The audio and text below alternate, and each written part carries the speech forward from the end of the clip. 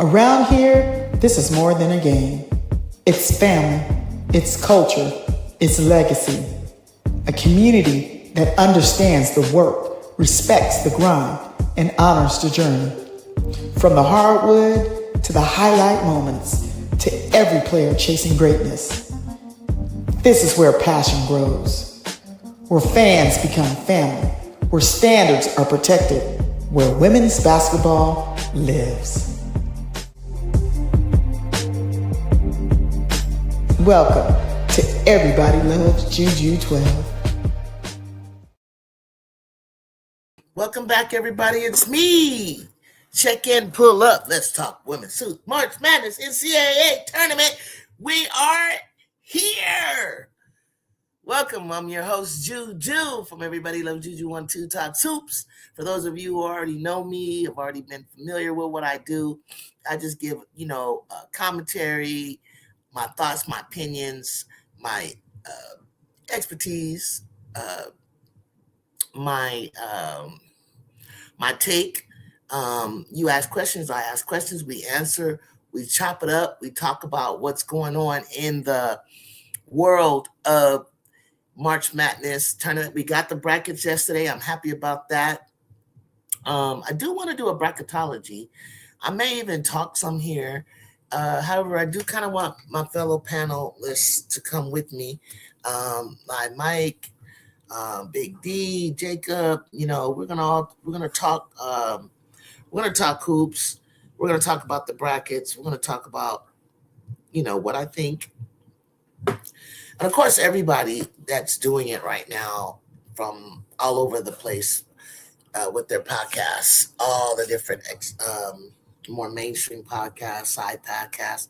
I'm just a very young podcast, but people seem to enjoy us, enjoy me, and I appreciate, all of you from hanging with me from the beginning of the season until now. But here we are now.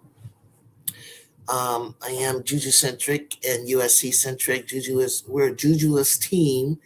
And so I'm still heavily proud of, my Trojans. I know that we fell off. We lost 4 straight games and so on and so forth. But we're still a dangerous team. However, where we fell in the seeding kind of makes us, I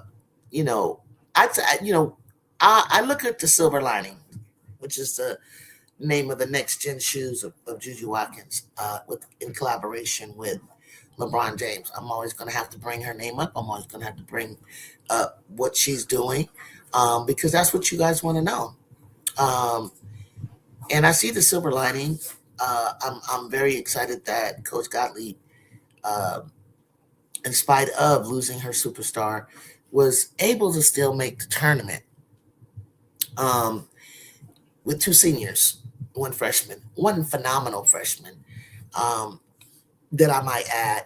I had a second teamer, Big Ten, which was Kara Dunn. I have I have 2 first team defensive players in Kennedy, I believe, correct me if I'm wrong, and Kennedy Smith, my girl Ken Dog, and Jazzy being Big Ten freshman of the year, which was very no-brainer. And then I also feel like Jazzy is, an impact. She also won the Impact Award for overall freshman. She won the Athletic Freshman of the year. And I think, for me, she's my freshman pick of the year. And so in conjunction, in combination with Juju next year, and with the surrounding cast of Kennedy Smith and Sanaya Hall and Taya Bagan, it's a wait and watch and see. But I have no doubt that that's the best starting 5 in the country next year. So all we have to do is go out and perform and prove it. And I'm anxious and excited about it. The first game of the year next year will be November 2nd at the Hall of Fame Series in Vegas. It's a one day shot.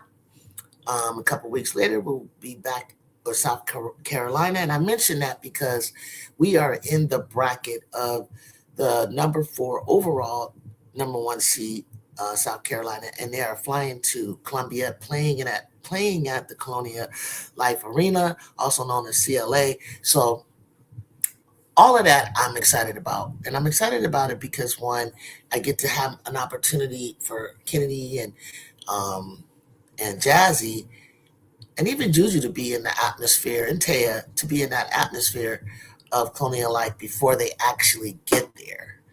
Um, so for me, that's a plus. And like I look at the silver lining of it all, right? Um, so I'm looking at the positives, and then that's really the best way that you can do. You can look like how did we get ourselves here? How did we end up here? Not being healthy. We had some injuries um, play out. There were some close games. We're always in it. We're always in a good matchup. Whenever I think we've lost, except to the top one of the, if you're in the top 4 teams, though UCLA and UConn really were the biggest blowouts, and then the letdown at Penn State, which we always have one of those a year. But I think that I believe I hate using that word think. So I believe that um, if I were them, there's a lot to be learned uh, about the character of this team and moving forward, what we want to be like. Everyone knows, and everyone is excited about it. I mean, how could you not love Juju Watkins? Everybody loves Juju Watkins. There's nothing not to like. You know what I'm saying? Unless you're just a hater. So for me, I just feel like if I were them, I would look individually at lessons learned. What did they learn about themselves during this time? What did they learn? What are they learning as a team? What is Coach Gottlieb and her assistant coaches learning about themselves as a team? And one thing I hope and I hope to God is not happening is that they're already anticipating and packing it up um, and looking ahead to next year and looking past the current team that we're going to be playing, which is Clemson. At one point, Clemson played South Carolina this year, and South Carolina got out to a quick start in the beginning, but then at some point in that game, Clemson made a run, and I mean they closed the game to like 9. I don't think it was less than 9, but it was like they tried to make it interesting, and they just didn't have it. They just didn't have enough, I should say. They didn't have enough to um, overtake, obviously, South Carolina. Clemson should be proud that they are there. I did hear in the press conference Kara says that she's familiar with the Clemson team. She said it has a great coach and a great team. I thought that was a lot. You said great and great, but kids just be saying, giving everybody their prop. But she saw something in Clemson that she felt like, hey, I'm gonna give them a respect. This is who they are in the ACC. She's familiar with the ACC. She's familiar, obviously, must be familiar with the Clemson team, and so she probably can lend some of her insight as to what it's like uh, to play Clemson. So my hope, obviously, is to beat Clemson. And I will say this: Clemson did catch Clemson. One of their players, like afterwards, in some takes, they interview the players, and one of the players was already looking past USC and discussing, talking about uh, playing South Carolina, which I thought was pretty interesting. Like, oh, so you're just going to uh, bypass playing USC like you've already won? And if I was a Trojan, I put that up in the locker room as fuel. So let me step away real quick. My lunch is here. 1 second.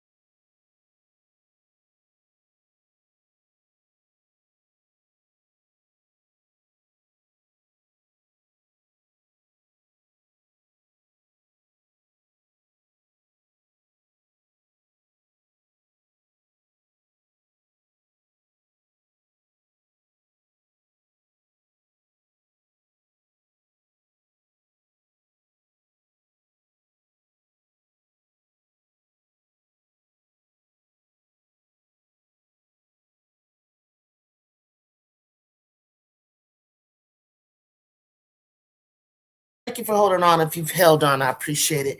So there's gonna be some play-in games on Wednesday. Those are games that last four ends, or I think they say, and then they're the ones who are on the bubble. They're the ones who, I think, for instance, in our bracket, South Carolina has, I think, a Sanford and someone else that has to play one another, so they'll know who they're going to play on Fridays. And I think everyone opens up, if I'm not mistaken, Friday. So some of the things I'm interested in seeing, if the way the brackets are aligning, and if you go chalk, I would say that I'm looking forward to seeing a Jelani Hannah Hidalgo matchup. Are you? Notre Dame, Ohio State. I'm looking forward to seeing two quick, mighty guards that carry their team offensively. And I feel, for me, as a whole, that team, I think Ohio State will come out on top. I think Jelani and Ohio State, Big Ten, will come out on top of that match, but we shall see. Another team I'm looking forward to seeing is West Virginia, and I think the way that I had them falling, if I'm not mistaken, they may run into, say, Vanderbilt. And what's interesting to me is, I think, Vandy. Let me double check. I want to see who Vandy may or may not run into.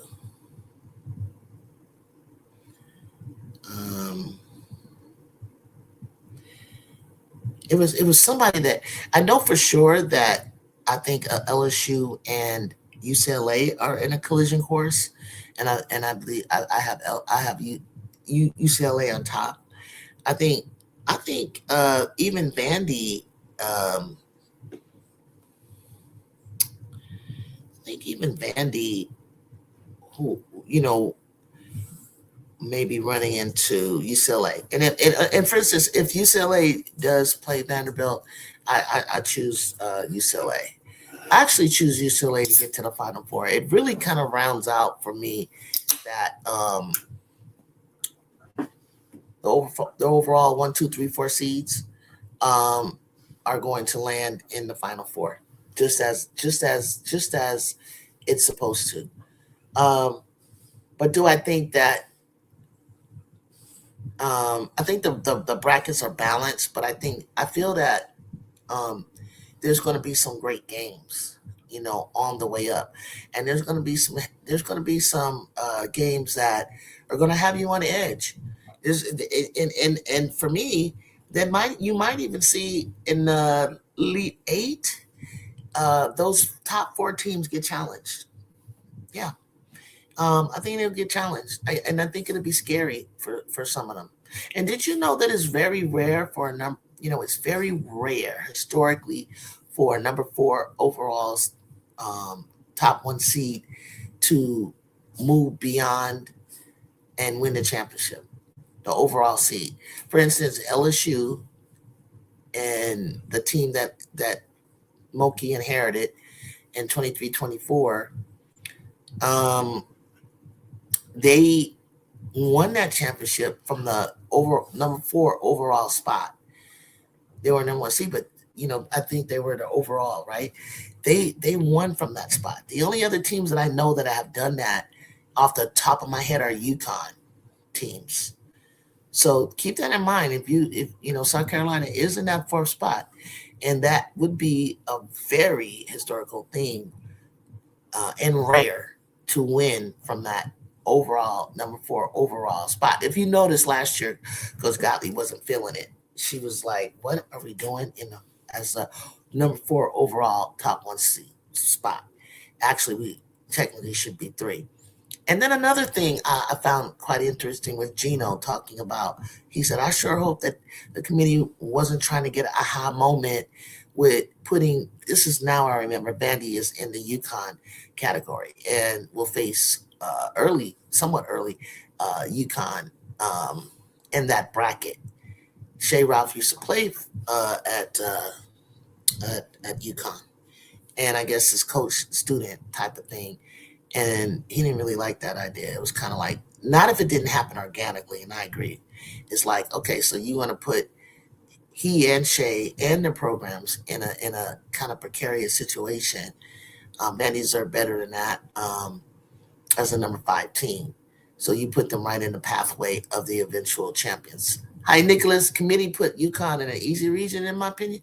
You really think so? How so? How so do you think that's an easy? How do you think that's an easy region? I think it's kind of scary because Vandy can be kind of tricky. Vandy can be kind of tricky. So I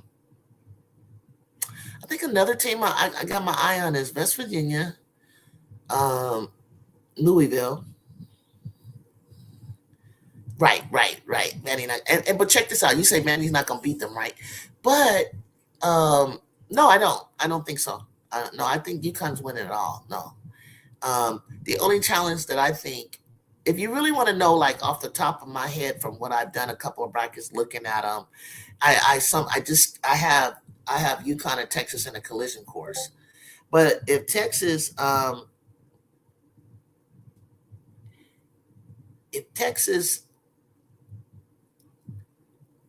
is playing soft and inconsistent, then I'll take UCLA in the championship because it's time. UCLA has the most maturity. I think they have great leadership in Kiki Rice and Charlize Ledger Walker. I believe that they have the length and the height, physicality. I think, as seniors, it's your last hurrah. Go out on top, shock the world, UCLA. And if they do, I'm going to tell you that the Big Ten is the best conference, the toughest and the strongest and the best. Because moving forward, it's going to be Big Ten. Yeah, I'm biased. But overall, the odds makers in Vegas have UConn all the way.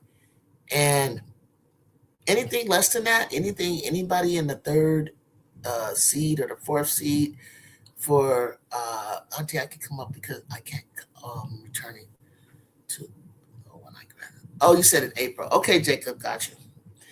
I mean, if you just want to come for a few minutes, if you're at home and you want anything to say, just let me know. I just think who are the top two seeds are UCLA and who are the top 2 seeds? I done forgot. UCLA and UConn, right? So by odds makers out, and you probably have it probably has UConn and UCLA in the finals. And UCLA will probably have the way they have it with South Carolina having to come over to fly out to Sacramento. So, which means that they're like in a collision course. They probably want to play Texas, but no, nobody. You're in a collision course with the Big Ten, sweetheart. You coming to Cali, you coming to Sacto, you coming to play UCLA, you're coming to play a team that beat your ass. So what you gonna do? Because this is the moment, right? This is the moment that you're waiting for to move forward. So UConn should have to face 2 SEC opponents outside of Vandy to the Final Four. I don't think UConn's worried about that. So Vandy would be one. Who would be the other in the SEC that they would have to face? Nicholas? I don't know what happened to my damn. I was trying to bring up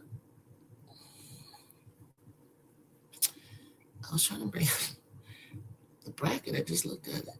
Someone's bracket today, and now I can't even bring it up. It's crazy.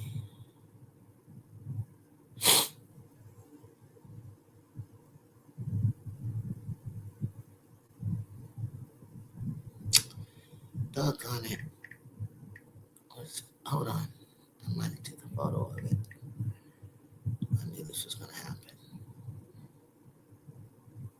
So I really don't have much to say. I was hoping to have a great conversation with you all to get your thoughts and opinions, because I don't have the full bracket up in front of me. And then, we'll go up a few times because this, people really don't know necessarily when I'm going to go up. And that's my fault because I didn't set it for you guys. But let's see. I like to see Gino's ladies play LSU. No. But the LSU is on the collision course with UCLA. So only way I guess that can happen is if LSU wants to play their cards right and beat UCLA in order to see that possibly happening. You know what I mean? So LSU is in a collision course against UCLA, which I would like to see because I know one year, I remember the year that Angel was there, they beat UCLA. Then the following year they lose, and here we are. They're probably back again. I know the portal hasn't come yet, but who do you see Gottlieb targeting for size to help Fagan? Oh, that's a great question. And it's hard for me to say, right? Because you say, who are we targeting when I don't know who's in the portal? So it's kind of like praying on someone to leave, like for me to look over. Like I could pick it. If you give me that choice and I'm looking all over the country and I'm saying, hey, I want Claire Strack from Kentucky. Claire Strack. What are you talking about, Julie? She plays for she's playing for Kentucky. Do you know something? Do you know if she's leaving? No, I don't. So why would I, or hey, we want Bray Cunningham out of Texas. She's a Cali girl. I could say that name. Or I want Camille Pierre out of NC State. I don't know. None of them are on the. I like, Shell. I want McKinley Randolph from Louisville. You know what I'm saying? It's got to be big, got to be mobile, got to have a little girth, a little bit more girth than Fagan. But Fagan is like offensively sound, along with some rim protection. But I think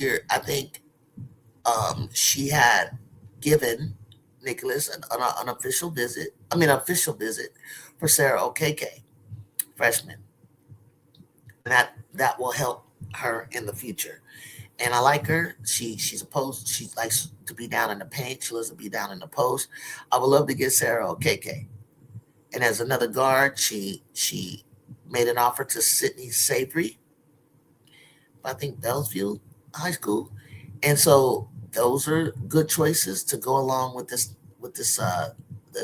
quintet of superstars, in my opinion. So I would love to get a body and a build like Sarah Okeke. If you really want to know, Sarah Okeke, look her up. Okeke. I know I'm getting ahead of myself, but we desperately need one big at least. Well, I just told you, and you're not familiar with Sarah Okeke. You must not be because you're not reacting to her, and a national player. But you got to remember, Nicholas, and I talked about this with a group the other day. You got to remember, a lot of post players are graduating across the country. So this desperate need to have someone go up against Trigger, or if she's still a senior, Koval, or Toby Fournier, or Gracie Merkel. I'm thinking of Big Ten, right? So like in the Big Ten, there's no more Lauren Betts, right? So, across the country, you got Elisa Turnber's SC, you got Bree Cunningham, you don't have. It's not big girl country anymore. So why am I worried about getting a big when you don't have a Lauren Betts anywhere like this in the country that's defensive player of the year, 6'7", So why am I so worried about getting this big? We're running. We're running. We're running. We're running. We're gunning. We're pressing. We're trapping. We're hitting threes. We're hitting middies. We're driving to the hoop. And I think that's the way. I think that's the way the top teams are going to be looking. Okay, so this having this, worried about this big. If they try to stick a big in there, and we have just Tay, then we're running, and if we got Laura, we got Viv, and so on and so forth, uh, in our lineup, they'll give Tay the rest that she needs. So why did Jones leave UCLA for the Ops? I don't know. She said from what it looks like, Coach Corey couldn't give Janiyah or London what they were asking for. Like when you have um, an interview at the end of your season, and what your expectations are, or what is it that you ask of the coach or the program, what can they give you? Whatever it was, she couldn't promise. So they could stay, I imagine, or they could leave. And they chose to leave. So why did Jones leave? So being a number one seed help what? Hold on, and being a number one seed help what? Explain to me what you mean. What you?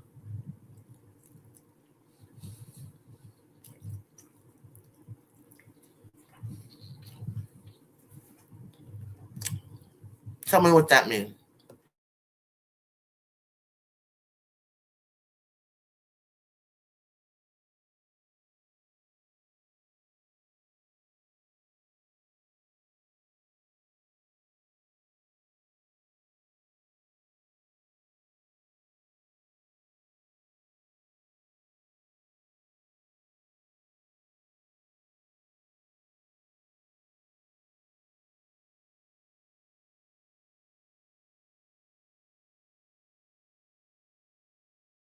Washu, remember this. Remember, think about Lundeezy and think about Janiyah Barker. And you have coming in 6'4" Sienna Betts, same height as Barker, playing alongside of her sister. Um, pretty high, pretty top recruit out of high school. And then you bring in Tiana Neepkins out of Utah, who has the size and the girth that London doesn't have, can shoot the three ball, was brought there to shoot the three ball. But we've also been able to see her take the ball off the dribble and drive. So let's do deductive reasoning. If I'm recruited Sienna Betts, a top five, I don't know, player in the country, and I recruited Tiana Neepkins, one of the top 3 scorers in the country, and they both play DZ's position and Janiyah. And if Janiyah and London are saying I want to start, and then coach was saying I can't give you what you wanted, like I can't promise you that. Maybe you could earn that. Maybe you can compete for that. But there's no guarantee, is what she's saying.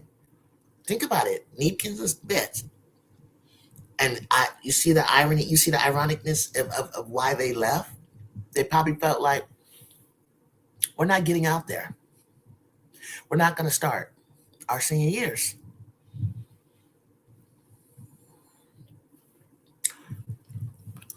Tell me what you think. Help UConn close to not prioritize recruiting, maybe because of bets and others, right? Help UConn schedule if only Bandy were not frauds, right? I want to see game tied with UConn late in the fourth. Curious how Huskies respond when it's tight. Haven't seen that at all. Yes, you have. Nicholas, you did. Remember? You did see that. You saw that with Michigan. Remember? Tell me if you remember. But since Vandy could beat Texas, maybe they will put up a fight. Exactly. True, but close even used bet sister. I mean, she had almost 80 minutes. And you remember that Santa was injured for like 3.5 months. Nicholas, 2018 Notre Dame UConn tight game. They made a good decision leaving. I mean, or humble yourself and play behind them. But they probably felt that was like, that's kind of humiliating. Jew, hey there. What's up, RC? Oh, RC, congratulations. You've got a newborn, right? I want to congratulate you on that, brother. If I'm not mistaken, you got a newborn, you got a new baby. So if I'm correct, congratulations. Yep, Jacob remembered Michigan. So I want to see what he has to say. AZ went off and had a big and one. So there you go. And so there you go. That was their what they look like in fourth quarter pressure. I think Louisville played them well. Was it Louisville that played UConn? Jacob, remind me. I'm thinking only natty games. Even versus Iowa 2024, that was a tight game.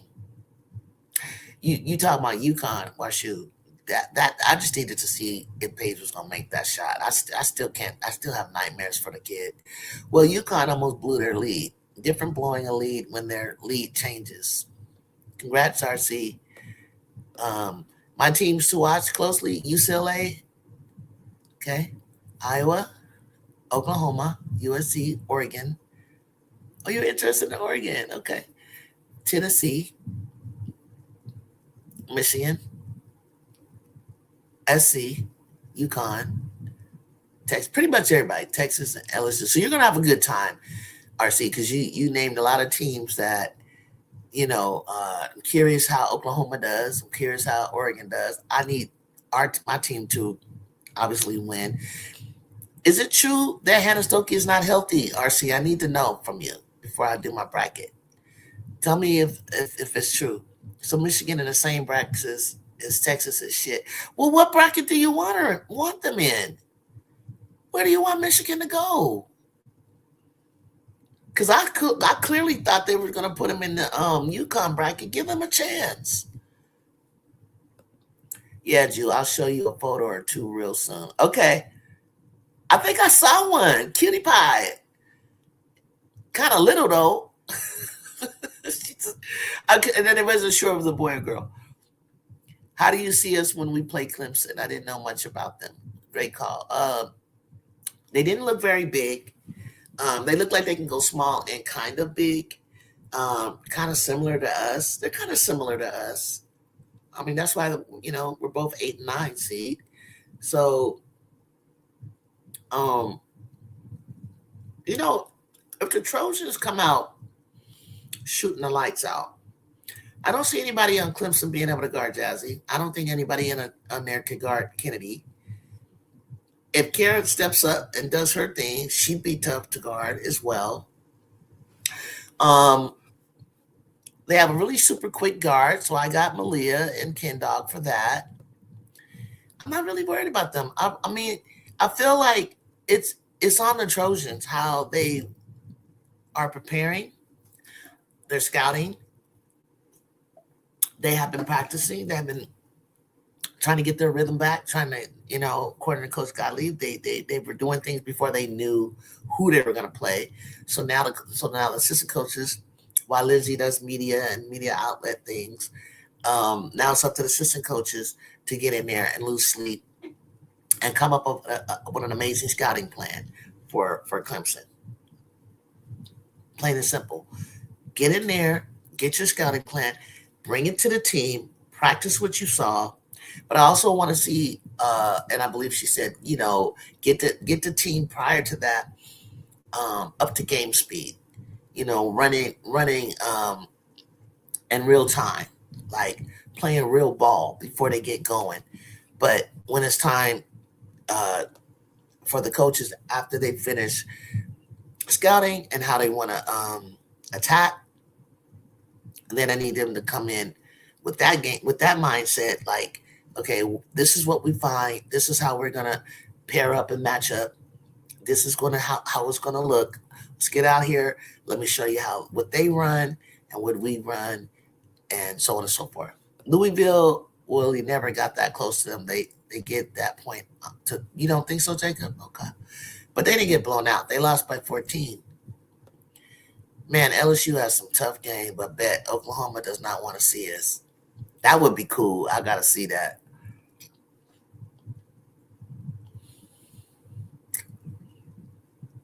So Oklahoma is Oklahoma on a collision course with UCLA, or are they on a collision course with South Carolina? Remind me. I'm just saying they're going to be a tough team to beat if Texas is not focused. Right. Hey, Jude. Some of the best part about March Madness is the whining from the fan, Mondo. They so whiny. They so whiny. I don't really have anything to say about this year's brackets for once. It's fairly. I just don't like them trying to set a narrative. Like Mondo, I was saying that Notre Dame and Ohio State are on a collision course. So it's obvious you want to see Jelani and Hannah go head to head. Okay, it's obvious, and then the collision course with Shea Ralph playing UConn. You know, trying to get a story out of something. You know, you better hope Shea Ralph can get there. But you know, don't make it organic. Don't try to just like they did us. It's like you making us on a collision course with UConn before we have to go play UCLA last year. It's like it's like it's gonna be the most watched basketball. Paige and Juju by far. And you got them playing each other in the Elite Eight. Dumbest thing I ever seen. You should have Juju and Paige in the Final Four playing each other. Coolwater said, salute, bro. And thank you. 8-9 seed is kind of even. Yeah, it's kind of even. So, you know, I just need my girls to come out regardless, no matter who, whether we play Clemson and get by them, and then whether you face the Trojans or not, I don't care. I can't wait to see them play the Trojans, even in a Juju-less way. I can't wait, because the more we play them, the more familiar we are. So that come time to have my Juju back, along with the supporting cast, it's gonna be on and cracking. And you guys know I'm gonna be front and center there. WashU. I already got my ticket. My fingers are crossed that Tennessee can snatch the upset over NC State. Okay, good call out. WashU, Mondo, Jacob. Tennessee, North Carolina State. Who you guys got winning that one? Nah, he's not really back from school. He said he has a project he's working on, so he was able to come up in the chat, but he's not ready to come up, front and center. Don't want to count my chickens till they hatch, but if we play Gamecocks again in Road 2, interesting how that plays out. In my humble opinion, that game was closer than the final score indicates it was. And it was without Jazzy really being on the floor. That baby got 2 quick fouls on some BS. Tessa was like annoying her. And we did that like without really Jazzy's help. Now I need to see a more mature, like, no longer a freshman Jazzy get down. You know what I'm saying? I want to see some bright spots. I need her to get familiar, like, oh, okay, this is how it feels. Okay, I got this. I'm not afraid. Because when you get your big sister back next year, it's on and cracking. Tennessee not in a good mindset with all the drama. They've been playing kind of good, I thought. NC State will win. You got NC State, okay. Oklahoma is in South Carolina, Iowa bracket. Well, then they're going to run into they possibly will run into Oklahoma, and I'm not sure. Well, luckily you love both teams, Iowa and Oklahoma. So if they have to face South Carolina, I give Oklahoma a better chance than I do Iowa. I give Oklahoma a better chance of upset. TCU might not get past round 2. What is it that you guys have against TCU? I don't get it. What is it that you guys have against TCU and Olivia Miles? Height-wise, we got Clemson. Okay, that's what I was wondering, Jacob. From what I looked at, no. I felt like we were kind of like similar in height.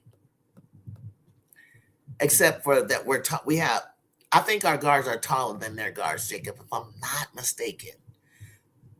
Mondo, you said you can't disagree with me. I thought you said you can't. Okay, you can't disagree with me. Thank you. You probably are right. Every single time I put belief in Kimmy and Tinny, they fall over. I mean, honestly, I would have put my money on Tennessee over North Carolina State. Honestly, RC, and I still do. But I know that there's a lot of stuff going on over there, but they need to be excited. That how many teams are out there in the NCAA women's basketball, mid majors, Division I, Power Fours, so many. And I don't look down on any team, because my thing is this: whoever does that, whoever's arrogant enough to be like, oh, we're playing, oh, this, oh, that, oh, they're not, and they're only focused on the top 4 teams. I think it's sad, because these girls work day in, day out for months. And to get to the tournament, I don't care if you're Division 1, 2, or 3, to get to March Madness tournament, to get to this level where you're counting down, round 1, round 2, round of 32, Sweet 16, Elite 8, Final 4. If you have never been in any of those things, you need to close your mouth. Because the fact that your program and that you even can say, well, how far did your team get? Whatever level you are, when you played, how far did you get? And you're able to say, I made it to the tournament. That's an accomplishment, because there's so many teams out there that, this is not after school for play. This, when you play NCAA basketball, and I have, and you work your tail off day in, day and night, from the time I get to school, starting in August, and here I am still able to be up and standing in March. I made it to the Sweet 16. So, that's an accomplishment. If you've never even been in a tournament to even get to the Sweet 16 or the Elite 8 or Final 4, you need to close your mouth, because it's not as easy as you think. And it's a hell of an accomplishment, and it's joyful it's fun. It's actually really fun. The prep to it, the media up to it, working your tail off all that time, and even getting into a tournament is for some, especially if you took your program to it, and they've never gone there before, and they never made a Sweet 16. You never made an Elite 8 or something. Those are huge things, guys. Those are huge things, and it's not to be overshadowed or overlooked, because maybe you can say what you want to say. If you got a top team and you're happy that your team is UConn, and you're proud to stand on the Mount Rushmore of all-time leading teams, great. But there's a lot of people that don't get, 99% of people don't get that. So even to get in it is a big deal. And if you never played, or you played and you've never been in a tournament, close your mouth a little bit. Humble yourself. I think there will be an unexpected team in the Final Four. You know what, Mondo? Honestly, I'm so glad you said that, Mondo. I'm so glad you said that. Because I've been on that tip. I was on that tip all year long.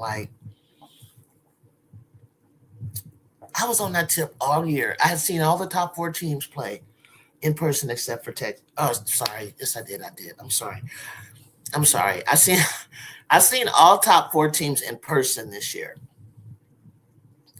And before I did, I kept thinking, I don't know that I think somebody's going to slip up and not be in it the way it's supposed to be. I was like, somebody is gonna get their chain snatched, Mondo, and I don't know who it is. And I was thinking it would, after I started watching Vandy, I said it's either gonna be Vandy. No, I didn't. I said Oklahoma or LSU gonna snatch their chain. And then when I started seeing Vandy, then I said Vandy or LSU is coming for somebody ass. But check this out, Mondo. It could even be. It was supposed to be possibly Duke, but I don't know.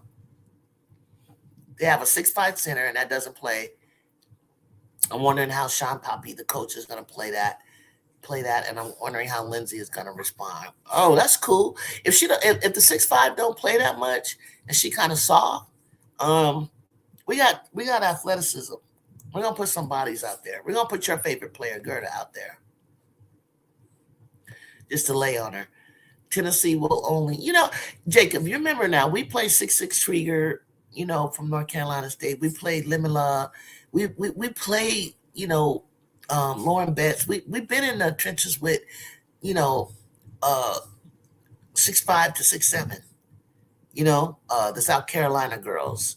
We've been with height before, so they don't really do much. They don't really hurt us. I think the girls, but you know what though, Jay? I think the girls. I think a team you guys should watch a little bit is Minnesota. Jacob, I think Minnesota being a 4th seed. I think you need in the Big Ten. I think you need to look at our girls from Michigan. You need to look at our girls from Ohio State. And you need to look at our girls from Michigan State in the Big Ten. Okay, like everybody's sleeping on them. And of course Iowa is in there. Like keep on doubting, keep on overlooking the Big Ten. They gonna smash somebody or hurt somebody's feelings. Whoever LSU has in their bracket is no longer a favorite. Exactly. Where's the Trojans playing at? The Trojans are playing at South Carolina.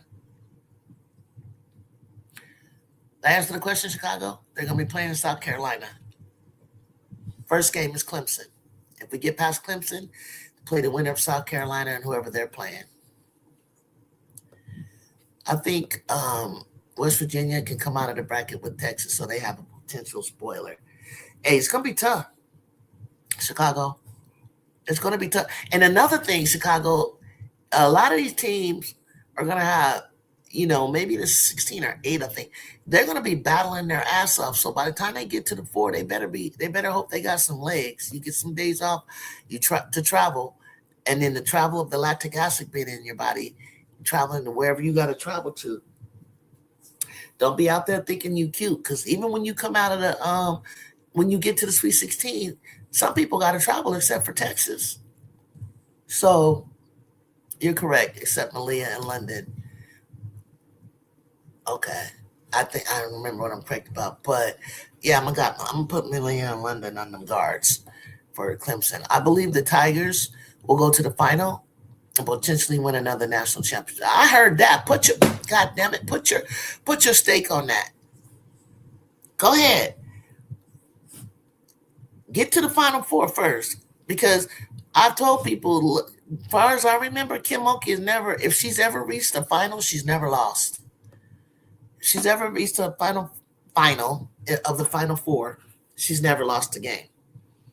So don't let LSU get too close. They're gonna bite.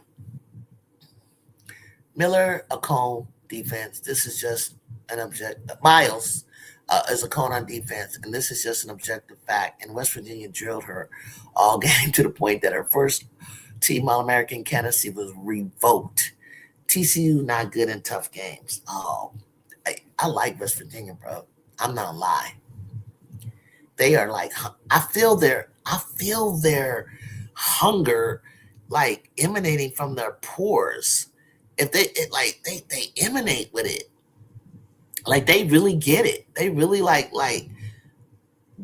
freaking want it, and because of it, it's like they are dangerous. Chicago, y'all ain't beating UConn. Jacob said. You heard it from Jacob. Ain't nobody beating UConn. Fake ass first team All-American candidacy. Jacob, are you guys beating South Carolina? Yes or no? Yes or no? Yes or no? Who will be Connecticut's toughest opponent in their region? Would it be Bandy? Because they probably smacked them. Nope. Want me to be honest? Honest. My Tigers, Jacob, can beat anybody in the country. Let's be honest, and I want you to be honest. Can you beat South Carolina? Laughing out you. Accomplishment, but depends in the context too of how you get there. Yep. If USC Jazzy Davidson woulda, coulda, shoulda, they would have been a higher seed.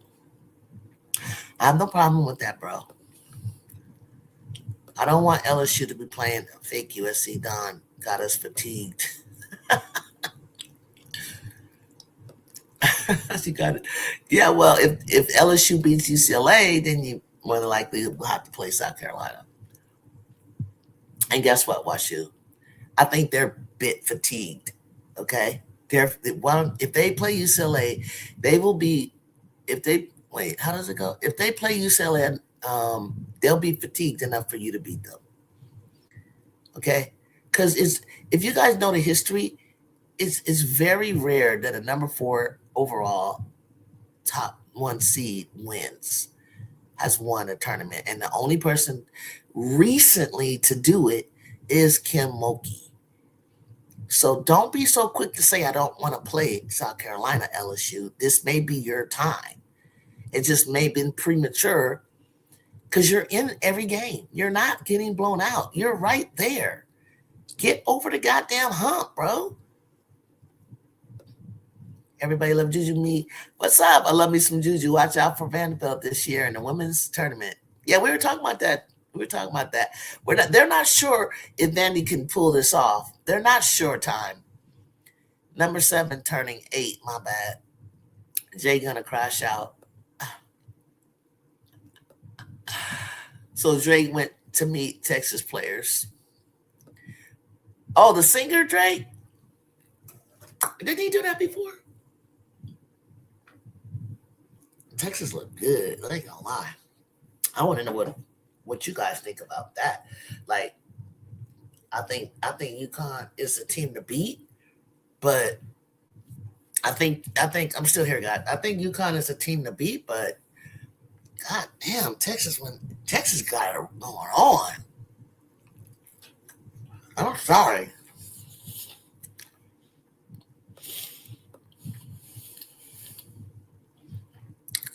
Hot take. Look at that, Jacob. WashU said Avery House, Sellers, and Ella Dean gonna upset TCU. God damn, Olivia Miles.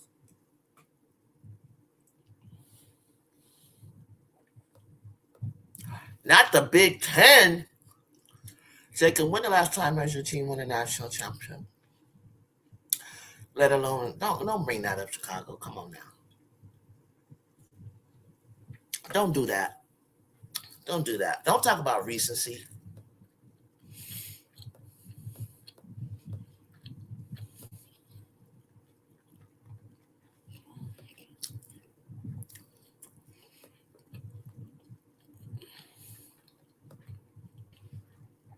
None of the brackets are cakewalks. None. And if they are, it's just because you're a better team. The only bracket I felt kind of was a cakewalk, but they ended up struggling against Duke and Maryland was South Carolina. What does that have to do with right now? Oh, good answer. Why don't flip it? Don't flip it, Chicago. Don't flip it back on the Trojans because that's not the point. He's talking about your team and what's going on with your team right now. Don't flip it back on the Trojans because we don't got nothing to do with obviously with what's going on. And if you stay here tuned into my channel, you'll see us beat them next year.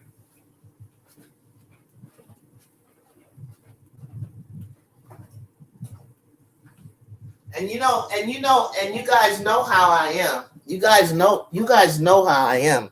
When I make a prediction about when I make a prediction about the Trojans, and I'm full on really making a prediction, and I'm dead on serious, dead ass serious, as the kids say, I really mean it.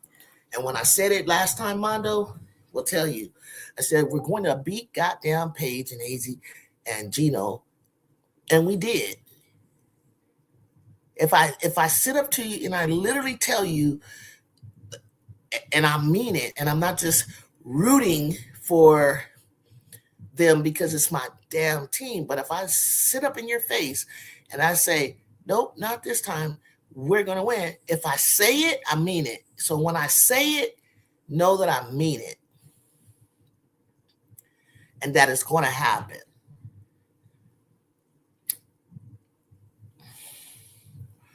Everybody knows if the Trojans, with the players that we have right now, if we went in there and we upset the apple cart, it's going to upset ratings. It's going to be we're not even going to be prepared for the fallout of this year if we were to come in there and shock the mess out of them and somehow won, right?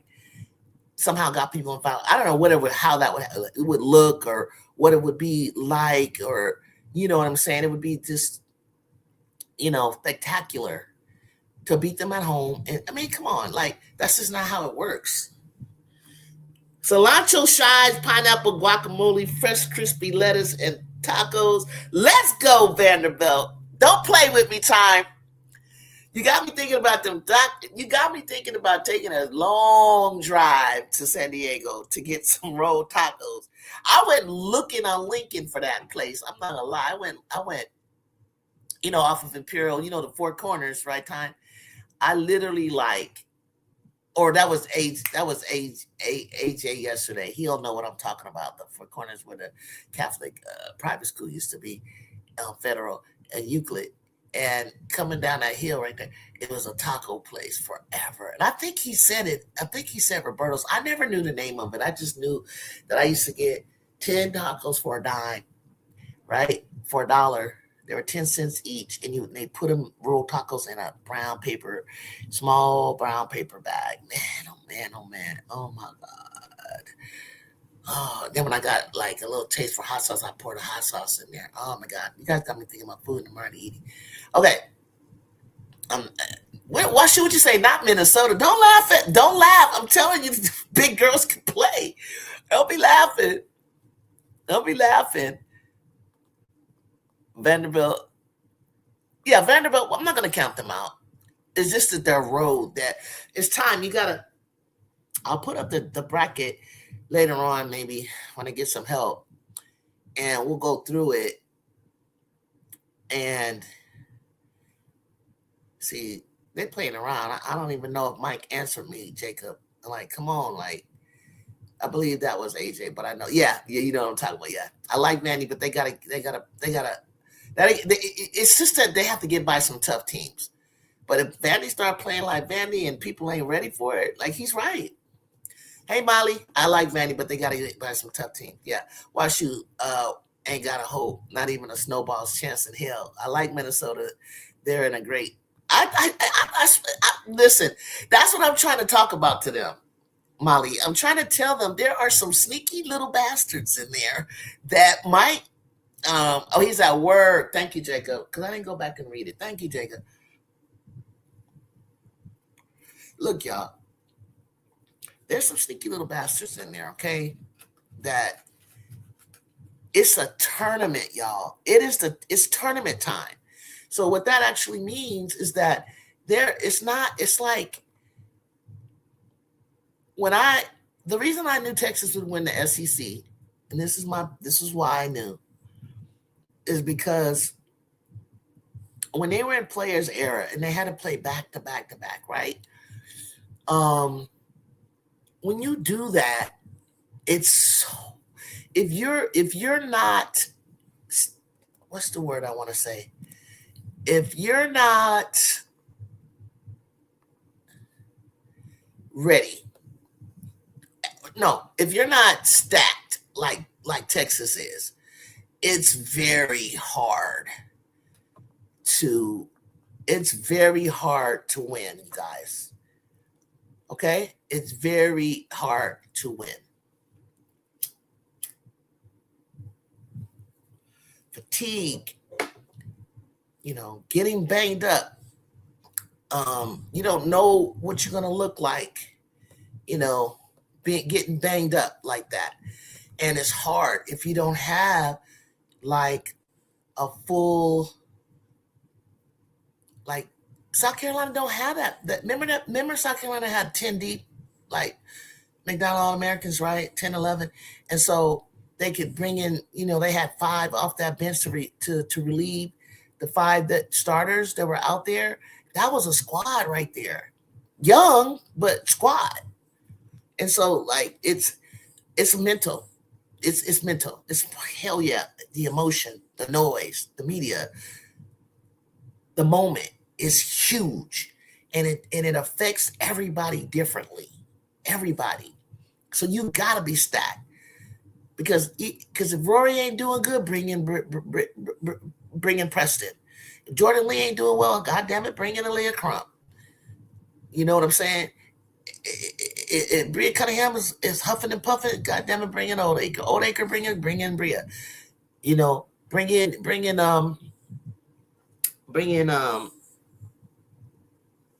you can mix it up. Jordan can relieve Madison for a minute. Madison can sit down. You got Justin Carlton, okay? One of my favorites that for some reason she got an eye on something about her in South Carolina. She did it in Vegas and then she did it again. But Will, Julie, what happened during regular season? Regular season. They're college students. Depending on, Vic told you, damn, I got to play LSU on this day. I got to come back and play South Carolina. Then I got to play back in Oklahoma. But see, he said that, but then he's like, sometimes maybe I shouldn't have gave him time off. Maybe I should have gave him time off.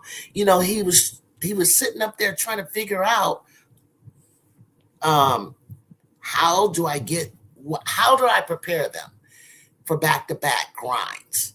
And as you keep going up the ladder, it starts becoming a bigger grind and a bigger grind. And I like their chances because of how deep they are. Okay?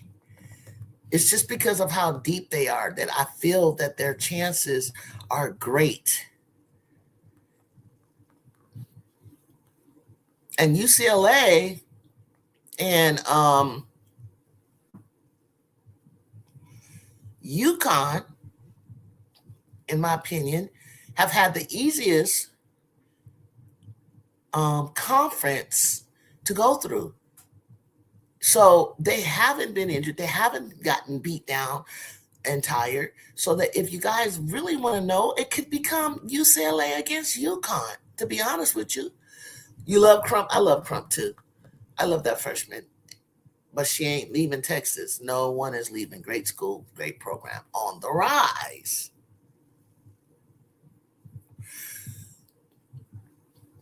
Texas is good people. No one is doubting Texas if they know women college basketball. Nope. No, I'm not. I remember, and I always tell you this, I know it's a long time ago, way before you guys probably born or even watching. Man, them goddamn Texas girls beat the crap out of Sean Miller and USC and Cynthia Cooper Hill. So it was like, I said, where did Jody Conrad get Clarissa Davis, who jumps out the goddamn gym, Andrea Lloyd, Fran Harris? What the hell? What are they feeding them down in Texas? Until I went to go play down in Texas and I found out what they're feeding them. God damn. Everything is big. Everything's big. Texas should be their biggest threat. Texas should, in my opinion, be their biggest threat. UConn, biggest threat, in my opinion, should be Texas. But I don't know how UCLA is going to respond. Now, I don't know if you guys can see this bracket or not, okay? So I'm gonna do this with you guys if you have a moment, since you're here. But I got to ask you guys a question. And as I ask you it, you got to tell me in the majority, whatever the majority of you guys say, I got to go with. And it's a small sample. You agree with me, Molly, about shit? Goddamn, Texas, everything. It's just they ready to go. They fans is going. You are going to be. They are going to be in Fort Worth. God, dog, y'all. They are home. They are home. There should be no way they're losing. You can see the bracket. Thank you, Washu. So we're gonna go through this, and I need y'all help. I need y'all help. Let me see something. How can I do this where it doesn't matter? I'll move it up as I go. Okay, so I'm going to ask you guys, and I need your help. And I know it's a small sample of you in here, but we're going to try to do this. We're going to try to do this together. And we're going to try to do this together. So first off, UConn, I'm going to start off Region 1, UConn versus UTSA. We're going to go with UConn. We already know that. Who is the winner of Iowa State Syracuse? Tell me now. Put it in the chat real quick. Iowa State or Syracuse. And mind you, Dominique Darius is out for the rest of the year. The hand, she hurt her hand. She's having surgery on her hand. Okay? So this is why. I don't want to tell you, but you got Iowa State against Syracuse. Who y'all got? Hurry. For Mondo, I just told you Dominique Darius is out with a hand. Okay, one Iowa, one Syracuse. Maybe I'll be the tiebreaker. Iowa's, come on, guys. Time, everybody weigh in, because I might have to be the tiebreaker of this. Damn, Syracuse over Iowa State and out of them? God, no. Okay, keep going. I need to see. We got Molly. We got Mondo. I got Washu. Damn, Jay got. Hey, Jay. Damn, you got Iowa State. Oh, now mind you, Dominique Darius is out. I know you heard me say that. So I got 1, 2. I got 2, 2, and 2. God, dog, you guys. Could somebody be the tiebreaker other than me? I wish I could put up 2 brackets so that I can go back and forth in case you guys disagree. If I don't got nobody weighing in 10, 9, 8, 7, okay, I'll be the tiebreaker. I'm going with Iowa State. I'm sorry, guys. I'm going with Iowa State. Okay. I'm going to go down. Maryland, Murray State. Who y'all got? Quickly. Maryland, Murray State. Maryland. Brenda Freeze in Maryland. Okinawa. Puffenberger. Hey, was balling out like in March Madness, girl. What's up? Sports One, you could have been the tiebreaker. I needed you. Okay. I see one Maryland. Terps. Okay, I think I see where we're going with that one. So we're going to go with Maryland. Okay, North Carolina, West Illinois. North Carolina, number 4, North Carolina versus number 13, West Illinois. Who y'all got? Yeah, I'm just gonna do it real quick. I'm gonna do one, and we're gonna do it again later. More with when I get my panel guests, they're off work and stuff. Carolina. I hate to do it because we talking about it now. We're gonna get down to the nitty gritty. We'll do it again, Sports Up. All right, everybody got North Carolina. Okay. Notre Dame Fairfield. Notre Dame Hannah Hidalgo and company. That's a unanimous North Carolina, yeah. For Western Illinois. And we're gonna be voted if North Carolina lose. Okay. What did I say? Notre Dame Fairfield. Is that an obvious one? No, ND, of course, huh? Do I even need to keep going? Okay. You guys can still put it down. Okay, here's a good one. Ohio State, Howard University. Ohio players. Okay, we got Notre Dame. No, put your Notre Dame down. Okay, so I was right. All right, Notre Dame. Cool. Doggo. Ohio. There you go, Washu. Washu's ready. Ohio. Who else got Ohio State against? You probably don't even know who this is they're playing. Howard. The Buckeyes. The Ohio State. That's where I was telling you that setup between Jelani and Hannah Hidalgo's. Okay, this is a good one right here. Illinois versus Colorado. I've heard some things about Colorado. Off topic. It might be a CBA getting done. Ooh. Okay. If during the show you hear it, let's go. Let's go on to that. I may have to turn that on. All right, Colorado. Okay, we got one Colorado, Jay. Jay got Colorado, Illinois. We got Colorado, Illinois for me. You have no idea. Okay, let me tell you the rankings. Illinois is ranked is 7 and Colorado's ranked 10th. I heard Colorado was good. I heard they were good. Don't sleep on them. I got you. I get it. But Jay, we from the Big Ten, so you know we've seen Illinois. But I like that. I like that you stepped out and you know, damn, Colorado, it's a pick 'em. Oh man. Okay, damn. Okay, let me see. Let's see. You got one.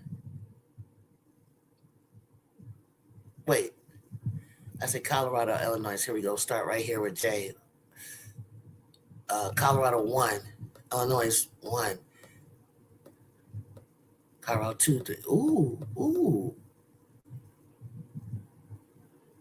I don't know what pick 'em means. I'm sorry, I don't know what that means. That's some betting talk. I don't know. So I'm gonna go with Colorado. Oh my gosh, I can't believe I did that. Okay, Vanderbilt, High Point, Vanderbilt. Let's not even play. All right, let's go to the other side of the country, yo. Do you want me? I'm gonna go over to this side of the country, then I'm gonna come back to the other side of the country, or do you want me to just finish up one side? Should I just pick one side? Keep going on the left side.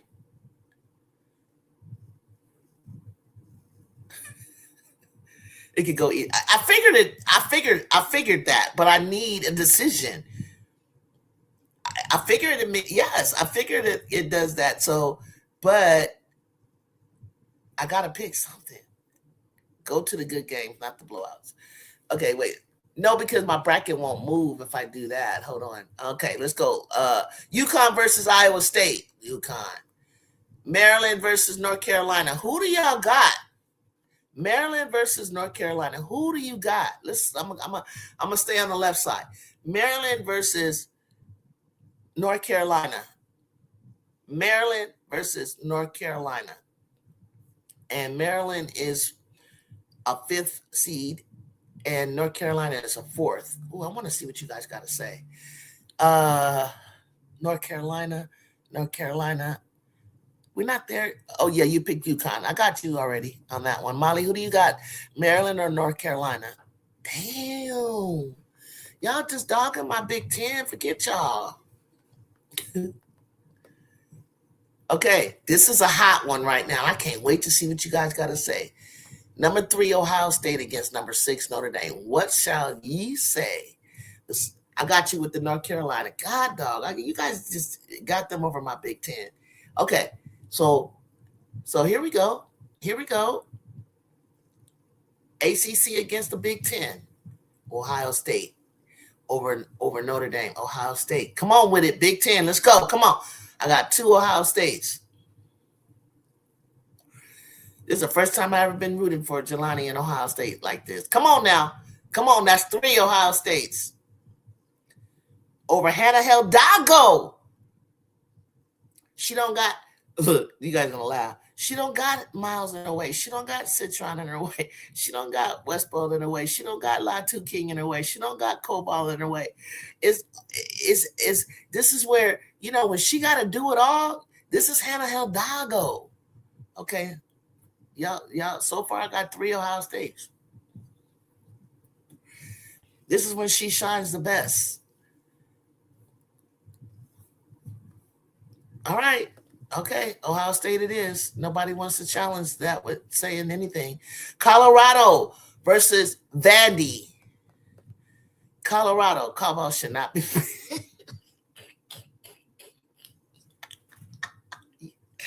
Not in her way, it's by her side.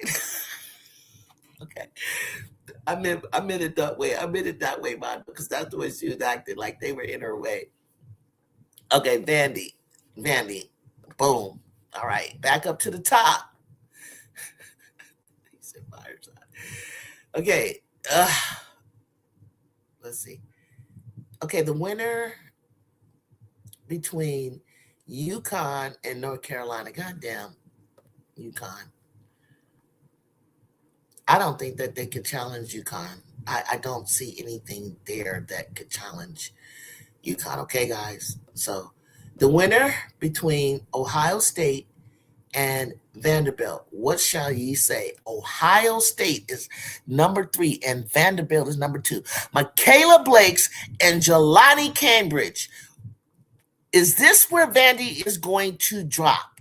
Yes or no? Vandy Galvin, Passat, Sasha Washington against Chance Gray, outside shooter, Kennedy Cambridge, Jelani Cambridge, Limala. Who do you have, guys? Think about this. Ohio State, Mandy. Who do you have, y'all? It's a tight one. Okay, at least somebody said it.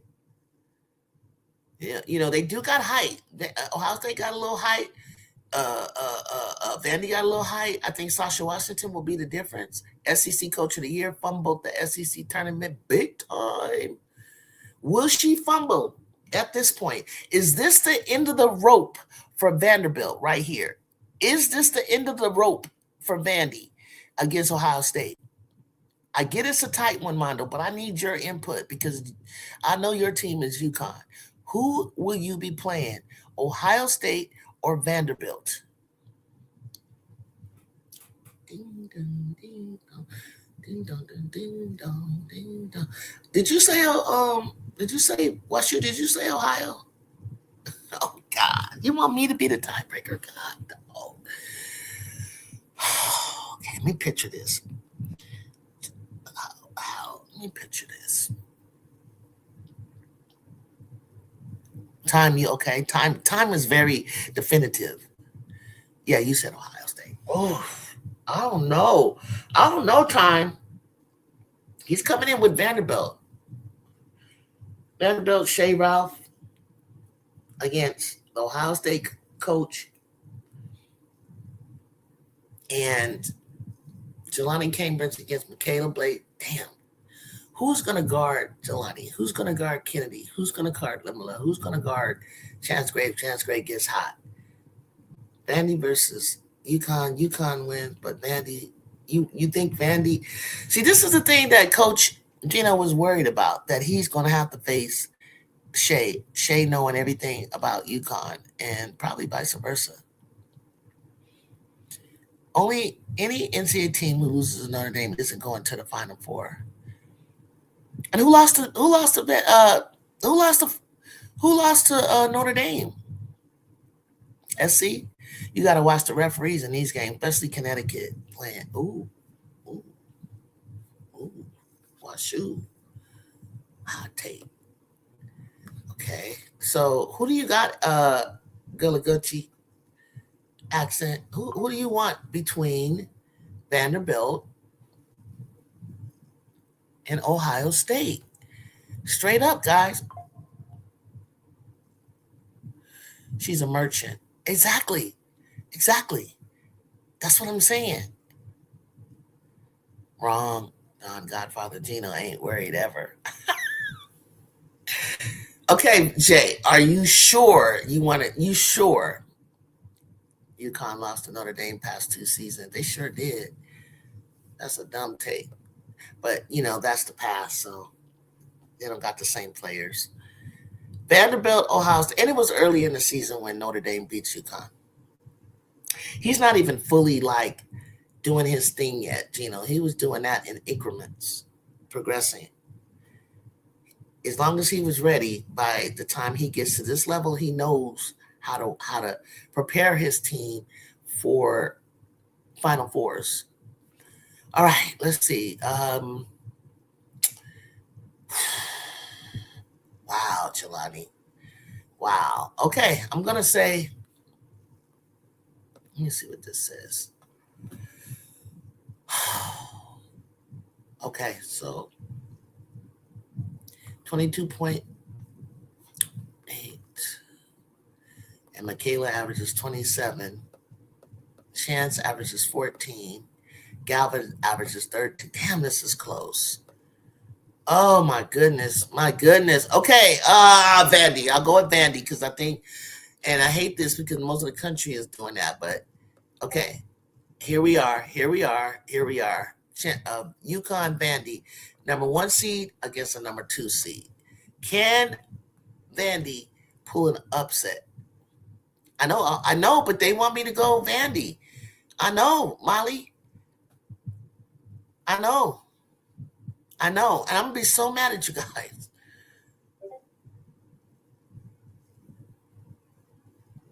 Ohio State is a hybrid Ole Miss, however, with a little bit more offense, I'd say. And Blake's averaging 27, and Jelani is averaging less. And then Chance Gray was, as I mentioned to you, is 1 point ahead of Galvan. Oh my God, I think Vandy got a chance. Okay. Okay, we're moving on. Okay, you guys, I already chose Vandy because you guys don't believe in Ohio State. Not now. I hope Ohio State beats their ass. In the eye of one different year. Always stick to what your intuition telling you to do. Oh, okay. I would say UConn. So UConn over Vandy, guys. Is there an upset with Shea Ralph? Hell no.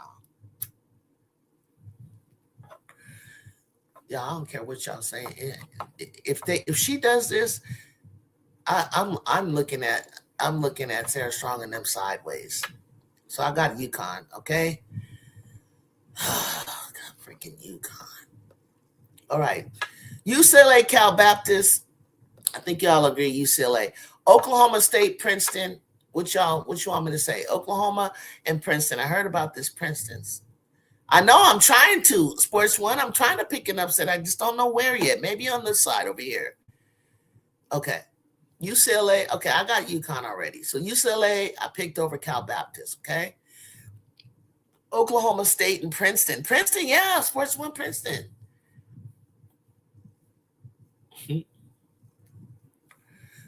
Oklahoma State Cowgirls over Princeton. Princeton. Wow, let's see. Princeton is ranked number 9. Oklahoma State is 8. Golly, wow. Oh, let's go Princeton. Okay, I'm with you. I think the Cowgirls will get them, but okay, I'm going to go Princeton. UCLA over Princeton. Boom. Okay, so let's go. Ole Miss versus Gonzaga. And I know you guys probably never heard of Gonzaga. It's a town up north in the Bay Area. It's a town that Van Sluten and Stan Stockton played for. It's a town where, Gonzaga can be sneaky, okay? Ooh, you guys got Ole Miss? Ole Miss? Yeah, Gonzaga's a sleeper. You think Cody gonna take on? You think Coach O can do something? She ain't gonna lose the first round, huh, guys? Okay. I like Gonzaga's chances, but I'm gonna go with Ole Miss. I'm gonna give Coach O some love there. She better get out of the first round. There's no reason for her not to. Minnesota and Green Bay. Minnesota, Green Bay. Minnesota, Green Bay. Yeah, that's the first round for Ole Miss, so they gotta. There's levels to it. What's up, Fast 2 Sports Talk Media? I know Gonzaga's good though. I know, but hey, they probably didn't really get to prove that. The Zags, man. Minnie, I love them white girls. I know. They don't know about Minnie, Jay, but they're going for it. Okay. They get it. I got Minnesota. I'm gonna keep going. Okay, Baylor will play either Nebraska or Richmond. Britt Prince against Richmond. So Baylor playing either Nebraska or Richmond. What say you guys? Minnesota by. I ain't saying by 30. Wait, who did I say? Oh, Minnesota over Green Bay? Okay, I get it. I got you. How do y'all pick the NCAA game if y'all haven't seen them play? They could probably look at the ranking, maybe. They can look at the preview of it. Baylor, and Britt Prince and them might come to play. I know that Baylor's so up and down, but when Baylor is up, though, Jay, they up. I don't know, Britt Prince and them, they lost to us, bro. Like, I'm gonna go Baylor, because that's the way it should be. Duke and Charleston. I don't know who the hell Charleston is, and I know Coach Lawson is not coming in there trying to be crazy. So I'm sorry, I chose Duke. Texas Tech and Villanova. I skipped over Duke. We going Duke. Yes, we're going Duke. And you guys can put it down if you want. But I moved on to Duke. Lawson redeemed. Yes, she redeemed herself. Correct. I put it down, all right. I know y'all going to say Duke. Let me know when you're ready. Texas Tech and Villanova. Texas Tech is number 7. Villanova is number 10. Nova, Tech. I got 2 Techs, 1 Nova. Molly, the only reason I'm not going to go out like that, damn, Nova over Texas Tech. Okay, because they're looking for an upset. But I'm like, the first round, God, dog. You guys are looking for an upset. Okay, Nova. Okay, Jay, it's Nova. Boom. LSU in Jacksonville, Florida. Who y'all got? LSU? Are they going to get knocked off by Jacksonville, Florida? Is Florida going to come? LSU, of course. Nova's pretty solid. Okay. LSU over Jacksonville. Boom. Back up to the top. UCLA. No, excuse me. I forgot to do Ole Miss and Minnesota. Who y'all got with Ole Miss and Minnesota? I'm going with Minnesota. Who y'all got? Fully old background music. LSU. Ole Miss. Oh, Jay, they got Ole Miss. They don't know about Mini. See, this is. You got Ole Miss? Oh God. Let me tell you something, guys. They put Ole Miss and Mini together because they're similar. Okay, Jay. Ole Miss without a doubt. Okay, Washi, I'm remember this. You guys are going Ole Miss. I'm gonna remember this. They not nothing to sleep on. They not, but they don't know because they don't watch. But I'm gonna go with what you guys want. Right there. Boom. I'm gonna do it. But Minnesota gonna take them. They play alike. They're gonna be banging on each other. Baylor and Duke. Is Karen Lawson and Duke ready? See, I knew you. Look, Baylor. What did I just say? Baylor and Duke. Toby Fournier, Coach Lawson, Kara, Alicia, what's her name? Jackson, Riley. Damn, Duke. Bam, there it is. Villanova and Jacksonville. How did we get to this? No, I'm sorry. I put the wrong one down. My bad. LSU and Villanova.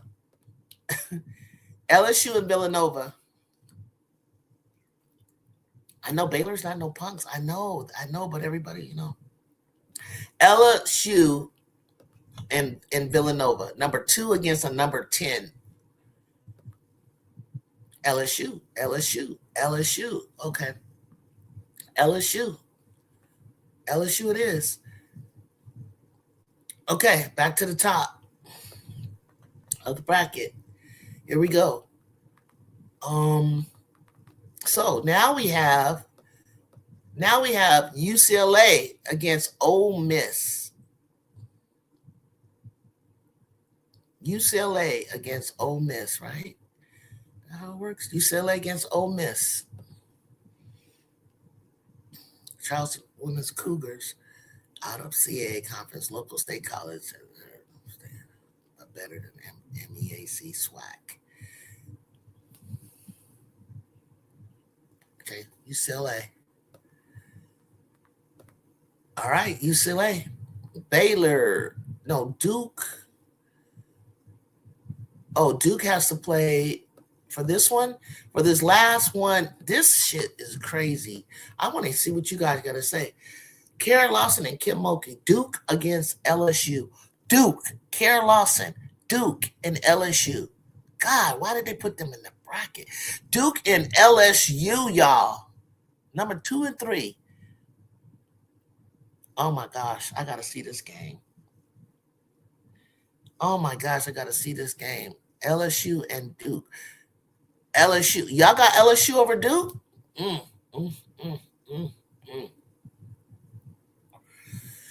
Ooh, okay. They better come. They better be ready. They better be freaking ready. How did this happen? What happened? Am I doing this right? Where's South Carolina at? What the hell?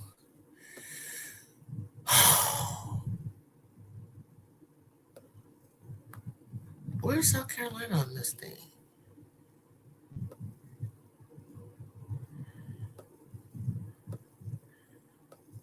Why haven't I said South Carolina, you guys? What happened?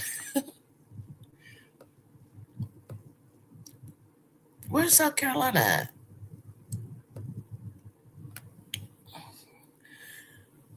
This better be the women's bracket. We did all that. Did we do all this? No, this is the right bracket. Region 1, Region 2, Region. Where's the rest of the regions? Oh, my bad. I haven't done the bottom down here. I see what happened. Okay, so I see what happened. This is Region 1 and Region 2. Lord have mercy. Okay. That's why it won't drop down yet. Okay, so we finished that. Let's go to Region 4. South Carolina versus Southern or Samford. South Carolina. Okay? We all agree on South Carolina? We're in Region 4 now. Okay, we're in Region 4. My bad, I didn't scroll down. Okay, South Carolina. Gamecocks. So we got the Gamecocks. Come down. USC Clemson. I'm curious what you guys think we're going to do. Region 4. USC Trojans against Clemson. I don't care what you guys say. I know you know I'm biased, but I'm just curious what you guys gonna say. And if you don't say USC, I'm gonna say USC anyway. But that's cool. But I still want to see if anybody going Clemson though. Anybody want to say Clemson?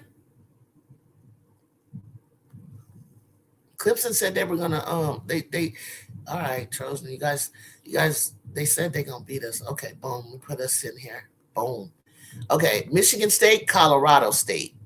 Michigan State against Colorado State. What say you all? Michigan State, Jazzy gonna lock like my mo. Can't nobody guard Jazzy. Do you have your Trojans going to the Final Four? No, ma'am. No, sir. I don't remember which one you are. Michigan. Sparties. Okay, SC, he gonna pick anything that's against. You're outnumbered, SC. Gamecocks. We're gonna play Carolina so we can set this up for next year. Michigan State versus Colorado State. You guys are going with the Spartans. Oklahoma, Idaho. Can I just safely say Oklahoma on that one, guys? I know, you know, I did first level. I don't have a problem with that. If Juju was playing, I wouldn't. I would say Juju. Juju and the Trojans. Just know that I'm saying Juju with the Trojans all day, damn day long. Okay. So Oklahoma, so you guys okay with that? Washington, South Dakota.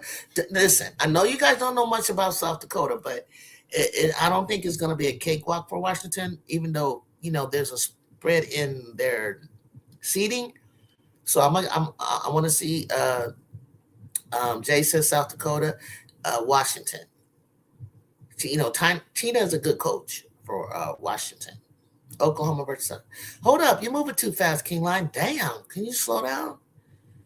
We're not even there yet. Okay, Washington is outnumbering it. They got Washington, Jay. They think little Washington. Look at Avion Washington and Sellers and Ladine. TCU and San Diego, UC San Diego.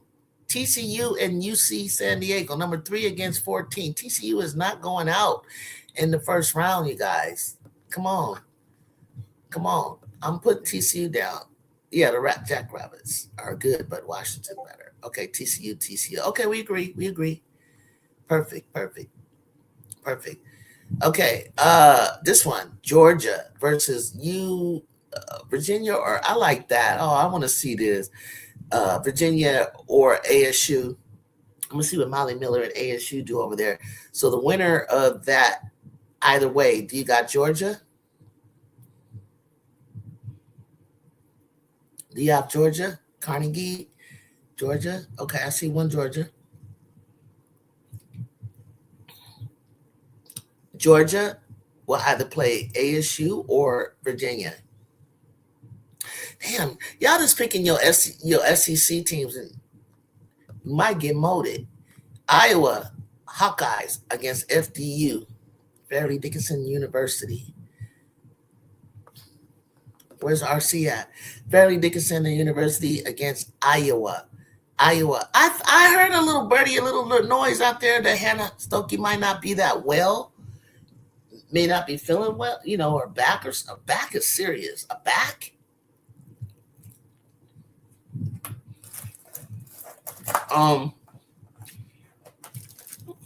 But even with Hannah Stokey out, they should Hannah Stokey is not that much important. They got Strimlow, they got some players. An arm in the Big Ten, something like that. I might be right, Jay. Damn, Virginia. Oh shit. That's why it's kind of early for me to do this bracket, because I don't know if it's going to be Virginia or ASU. I like ASU.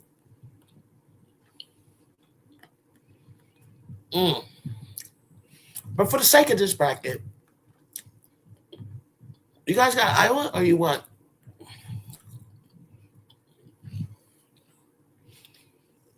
Fairleigh Dickinson has won 22 straight games and 30 of their last 32. Wow. Is this where the upset's going to... Jay, you saw us beat them. You were there. You know how Iowa can be. I know. I'm getting stressed out, too. Damn. Jan has been there all the way to the championship. She's been side by side, Jan Bluter. Okay? She knows what it takes, you guys. Is Jan gonna go out like that, y'all, against Fairleigh Dickinson? Fairleigh Dickinson?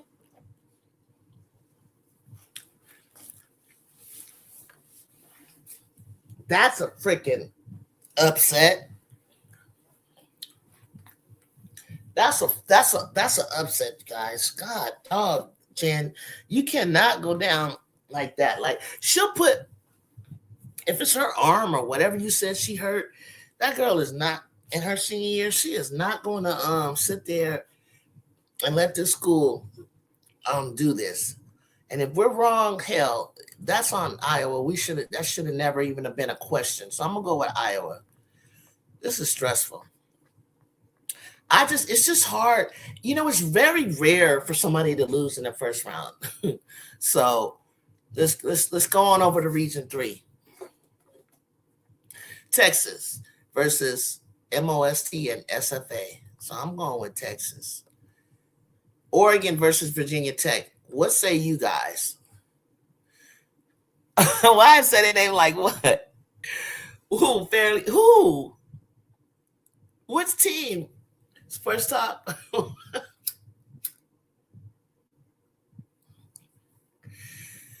You got Virginia Tech? Fuck Oregon. I'm so pissed off at them. I'm so pissed off at that game. Oh, that irritated me.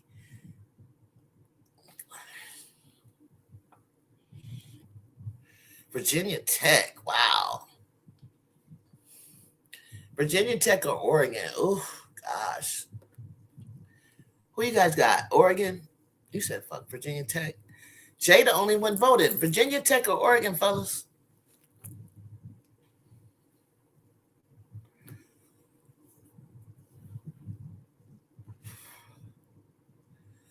Oregon beat your Terps. They did. Oregon is a sneaky little bastard team.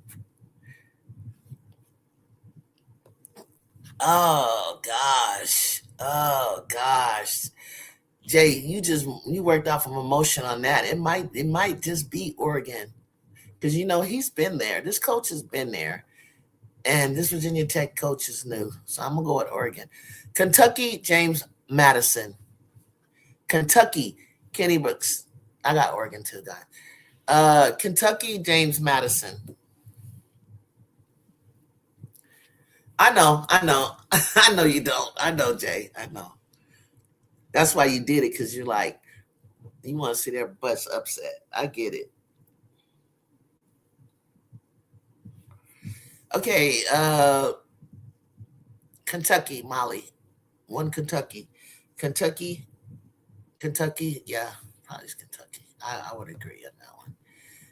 Obviously, Kentucky. West Virginia. Take me home to place I belong. They play Miami, Ohio. I know nothing about them, but I got West Virginia all day. I can't wait to see West Virginia and Kentucky, y'all. I'm sorry. I got West Virginia playing Kentucky, y'all. Y'all can put your thoughts down before I move on. West Virginia. Okay. Y'all do know. You all have seen. Y'all saw what West Virginia did with 5 players early against Duke when she was tearing Duke down and building them up. All right, moving on, because I know people probably on a break. Alabama, help me out with this one. Alabama against Rhode Island. Rhode Island has been trying to make their way with Tammy Reese, former Dawn Staley teammate, which makes no difference. You are playing a tough Alabama team, Rhode Island. What say you? Alabama and Rhode Island. Alabama. It's levels to this. They're going to beat up on Rhode Island. I got Alabama. They're going to beat up on them.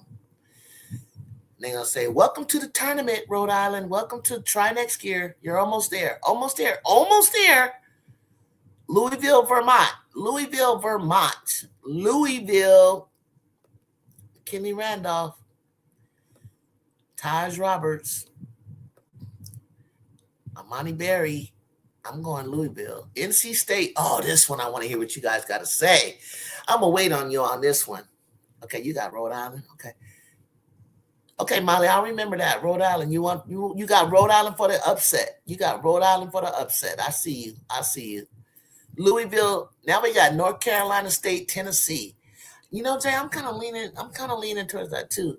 North Carolina State, even though North Carolina State, it's up to them. They got the pieces. They trust me. North Carolina State got the pieces. They got the pieces. And who in this game? Who got the better guards? Tennessee or North Carolina State? Ask your guys self this. Who got the better guards? You got Louisville. Okay, we got past that one. Tell me about Tennessee and North Carolina State. Think about the guard play. This is a guard play right here. And forwards. Who got the better? NC State? Tennessee? We got a Tennessee, one NC State. Whoa, go ahead, Molly. You know, Camille Pierre is due for a big game.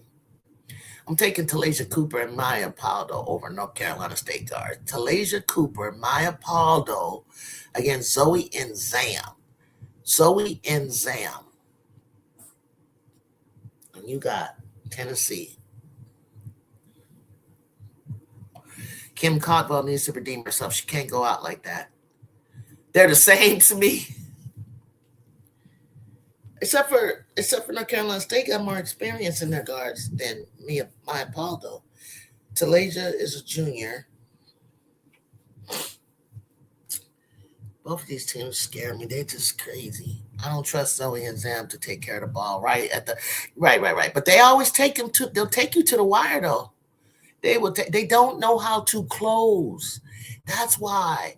But then Tennessee want to sit there and take threes at the most awkward moments. Think about this.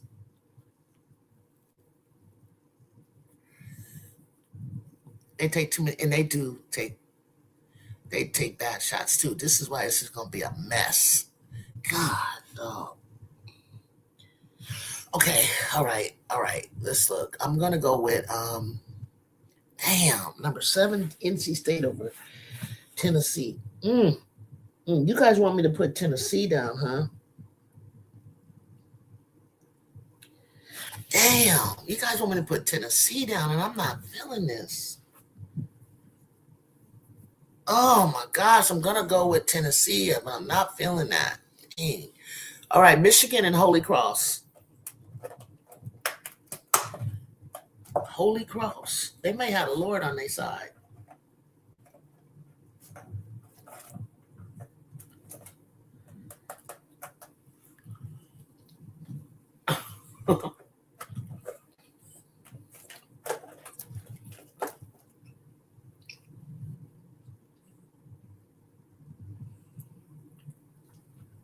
Supposed to be eating chicken.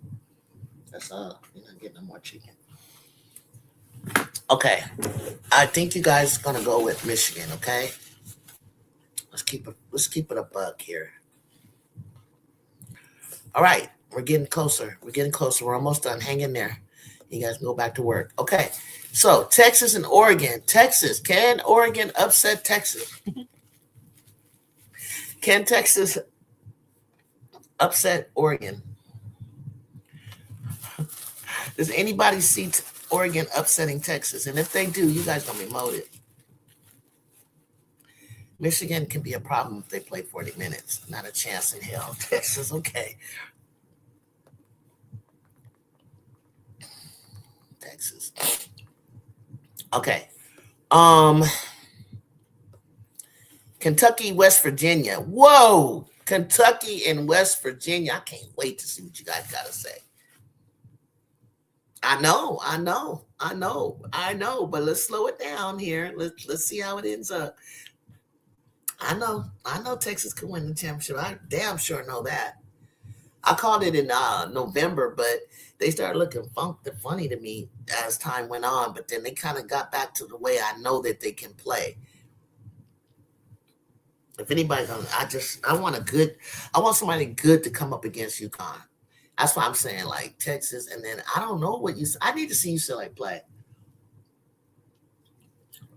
Are they fooling around? They beat the snot out of Iowa. Woo, West Virginia. Oh my gosh. West Virginia. Kentucky and their bigs are a difference. They are. West Virginia, Kentucky. Okay, let me see what the rank. Let me see what. They are. Kentucky is the number 5 seed. Virginia is the number 4 seed, y'all. Oof. Oof.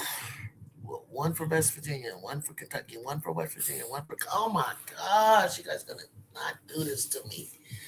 Oh my goodness, Kentucky, you had me fooled because I sure enough thought you was gonna be. Corey Close running her mouth about us again. They are.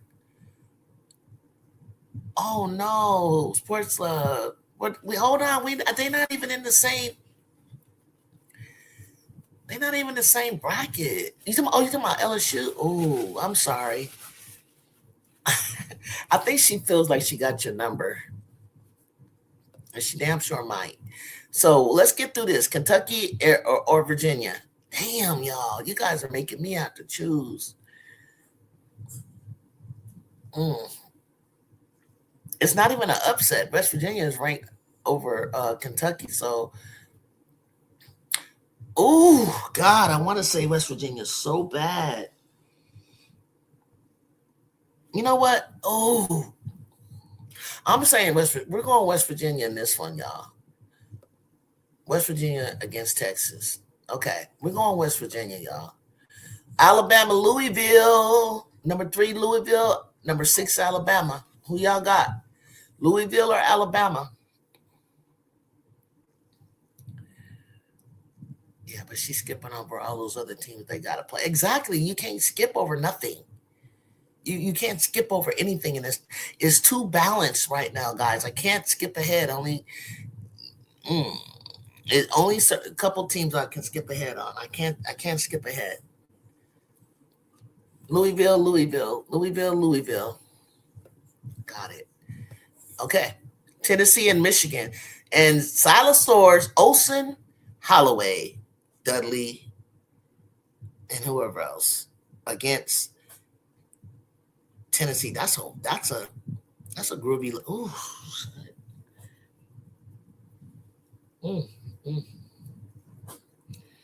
Oh, Michigan.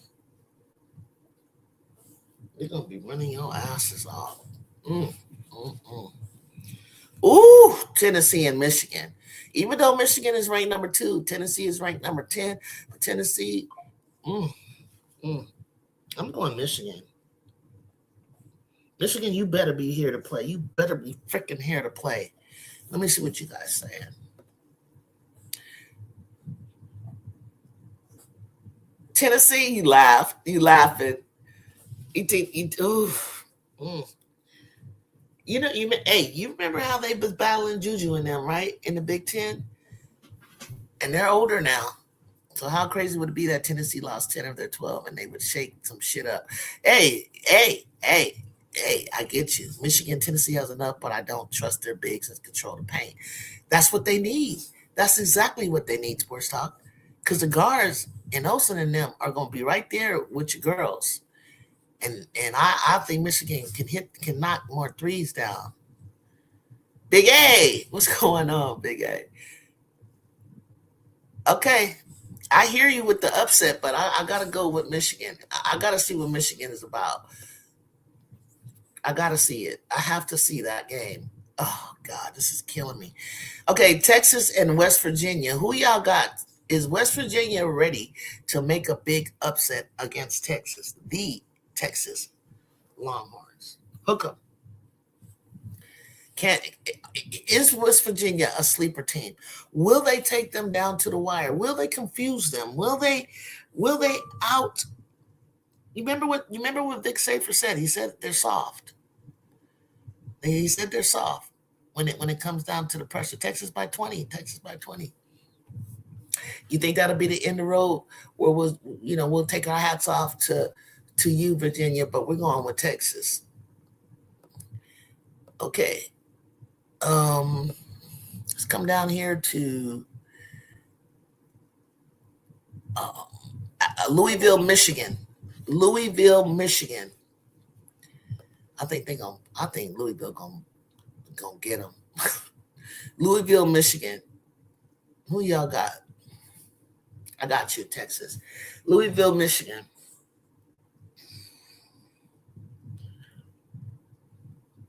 Louisville.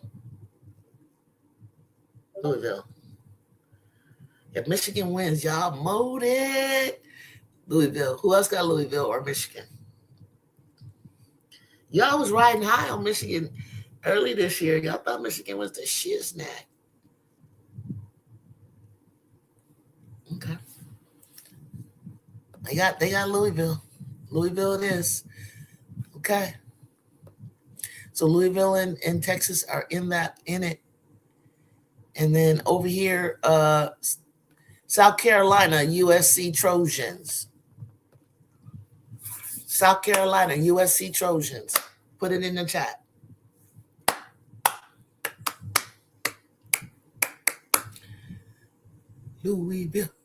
South Carolina, USC.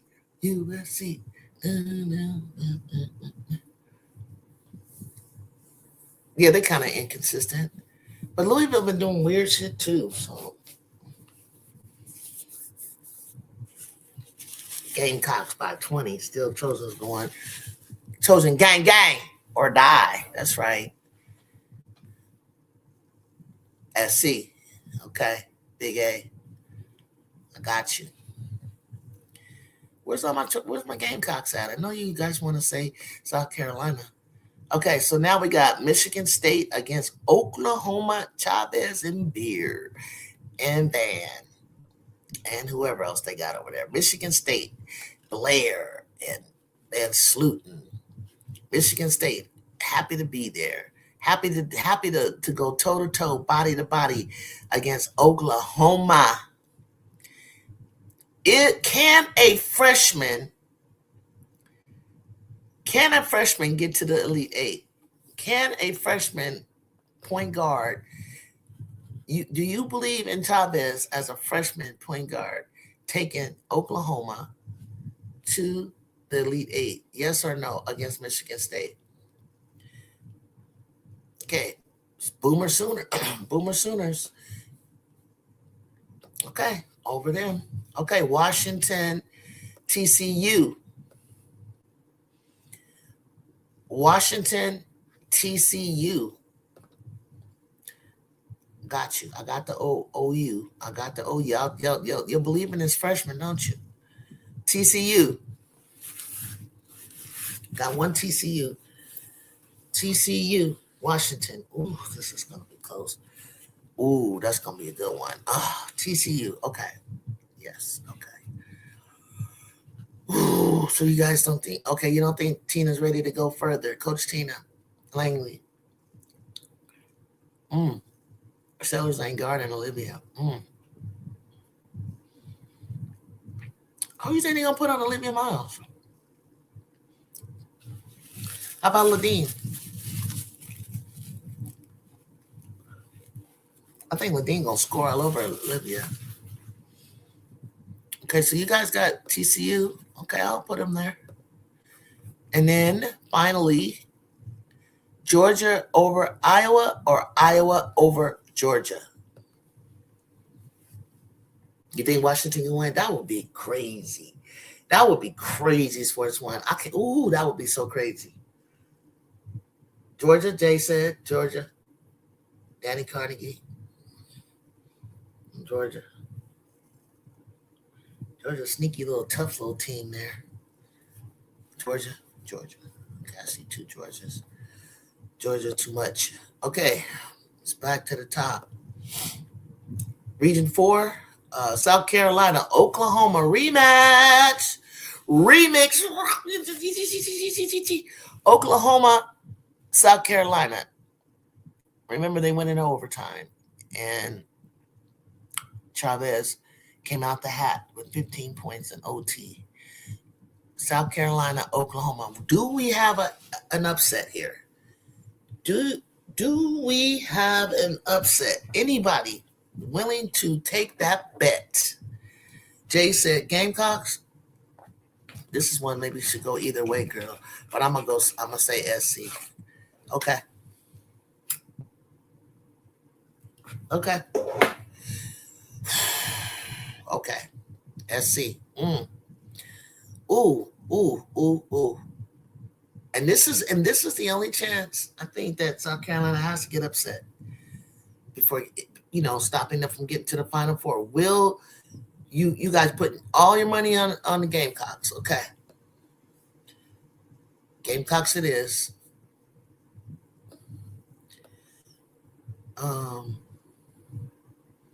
Michigan State.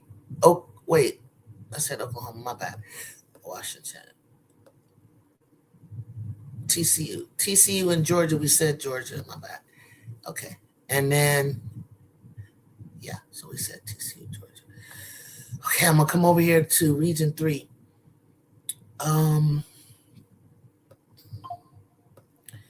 Texas versus Louisville. Texas versus Louisville. Ooh, that's going to be a damn good game. Oh, my God, the Final Four streak is over. Texas versus Louisville. If Louisville is getting this far, this shit going to be fire. Okay, Texas, boom. Louisville, no, excuse me. Texas versus Louisville. Okay, that's it. So how does this work? Did I finish this up? It don't look like I finished this up yet. Okay, so tell me about this. UConn versus Vanderbilt. UConn, Vandy. We said UConn. We said, okay. UCLA versus LSU. I know y'all been waiting on that. UCLA, LSU. I can't wait to see what y'all gonna say. UCLA versus LSU. LSU.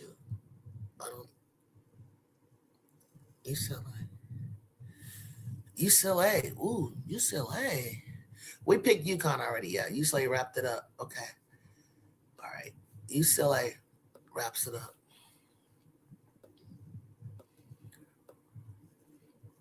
Something I didn't finish over here. I didn't do right. Let me go back down. South Carolina. It must be South Carolina. South Carolina, Georgia. We're going to pick South Carolina. Now, let's see. Okay, so here's your Final Four. Here's your side. Here's your Final Four. In Arizona. UConn will face South Carolina, right? And then UCLA will face Texas. That's how it's going to end up. UConn versus South Carolina and UCLA versus Texas. Is that it? Is that how you read it? UConn, or is it UConn versus Texas straight across that way?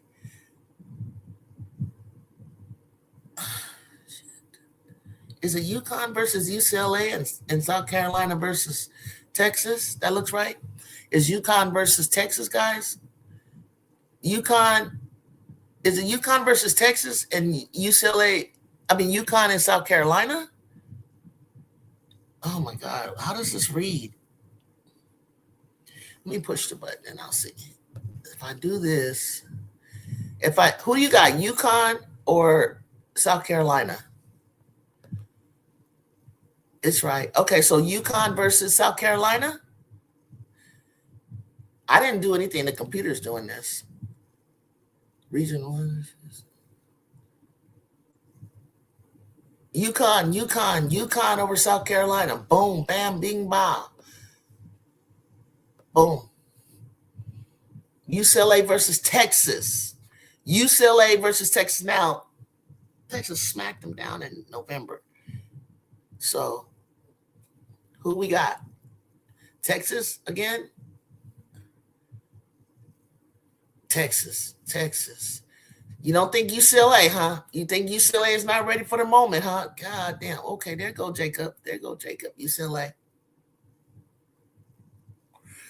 God damn, everybody going Texas. Here it is. Boom. There's your finals. Just like I said, before I even knew how these brackets were gonna go. Except I was kind of teetering, and I didn't even know that they would have to go through UCLA. But I kept telling you, I just felt like UCLA, this is your opportunity. And so you guys don't think the Gamecocks are ready for UConn? Who has UConn played that makes you think? I mean, what makes you think that Gamecocks are not ready for UConn? Oh, they don't like Corey. Oh, okay, got you. I got you, Jacob. We need a delusional. I know.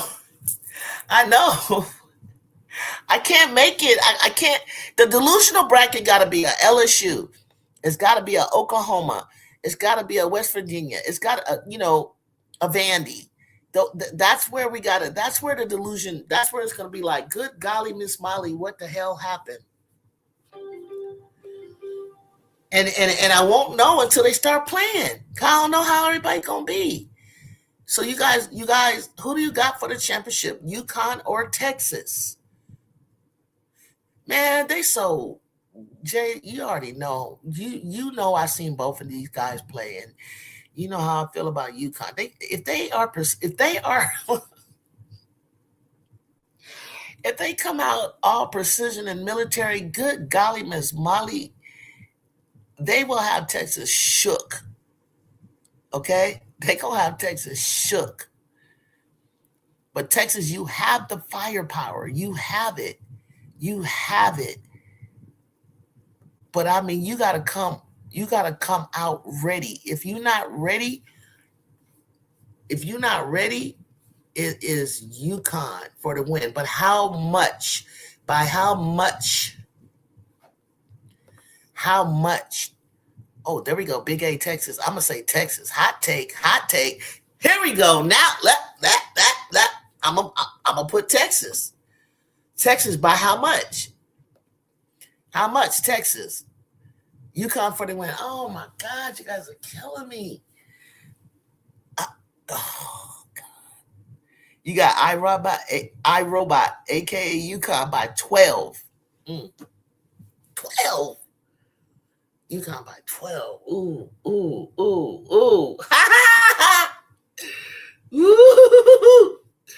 Oh my gosh. I can see Maddie trying to come back. I can see Roy doing everything. I see Crump. I see Justice. I see Jordan Lee. I see Preston coming in there, like running cake. They got a lot going on with Texas, y'all. Y'all crazy. But the Huskies and the Tigers are going to be in the championship game. They're going to beat the Horns in the Final Four. I love Carlton. I do. I love Justin Carlton. Oh my God, you guys. If the Tigers are in it, then the Tigers will have to play Texas, because then that means they would have beat UCLA. Okay? So let's just say that's why I got to come back up and do another bracket with some of you guys. Tigers, Flage, them care chokers. Oof, Jacob.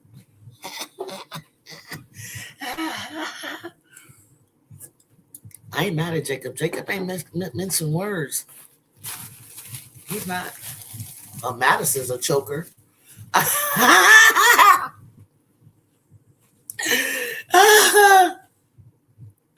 think Texas can beat UConn if Madison Booker shows up. That's the deal. Exactly.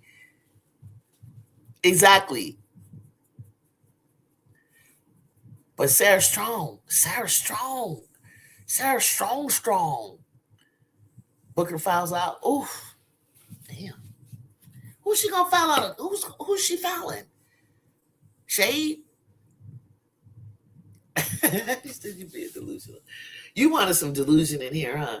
I feel you. I know. I'm like that too. I kind of wanted to mix it up, but I don't know. I was trying to find along the way up who would be the upset. That's why I can't. That's why everybody has these four in it, because who is going to be the one to step up? Strong is like Maya and Stewie. Sarah Strong. Madison Booker. Listen to it. Listen to how that sounds. Sarah Strong, Madison Booker. If the game is on the line, Sarah Strong or Madison Booker. Madison Booker, Sarah Strong. Madison has a tendency to disappear at times, but hopefully she steps up in the tournament. She's that good. Honestly, Juju, I'm being serious. One of those 1 seeds are going to ain't gonna. I know. I'm with you. one or two of these motherfuckers that could be in it. But I don't. Oh Lord, I know, but I'm trying to figure out based on the brackets who will do it. Because I know what you mean, Sports One. I feel like it too. I feel like somebody. How about we just say we feel like somebody's gonna squeak by, like LSU beating UCLA, like Oklahoma beating South Carolina, like like who's it? Like Vandy sneaking up on you. I don't know. Who would sneak up on Texas though? Louisville? Like who? Yeah, that's why we gotta watch. All right, Texas by 12.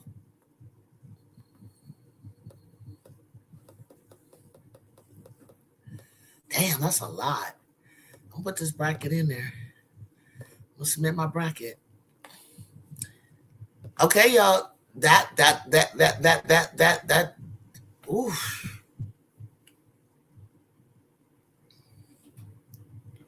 I think we all know that those four are slated to be in the Final Four.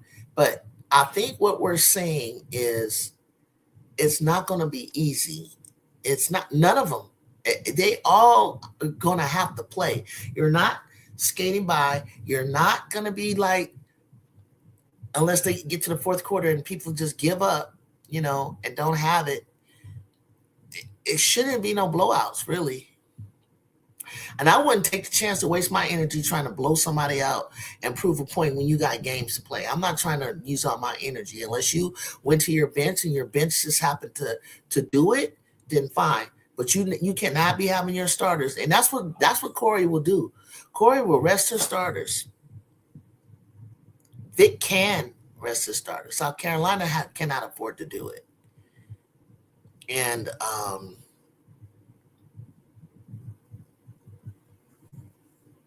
you kind of think they all right. They can afford to do it, I guess. They can afford to do it on the way up for sure. Oh, this is not easy.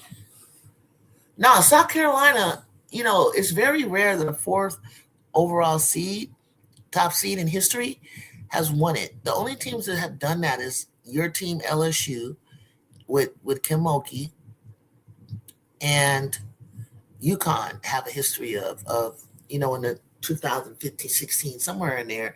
They have a tendency to have done 2013-15, something like that. They have a tendency to like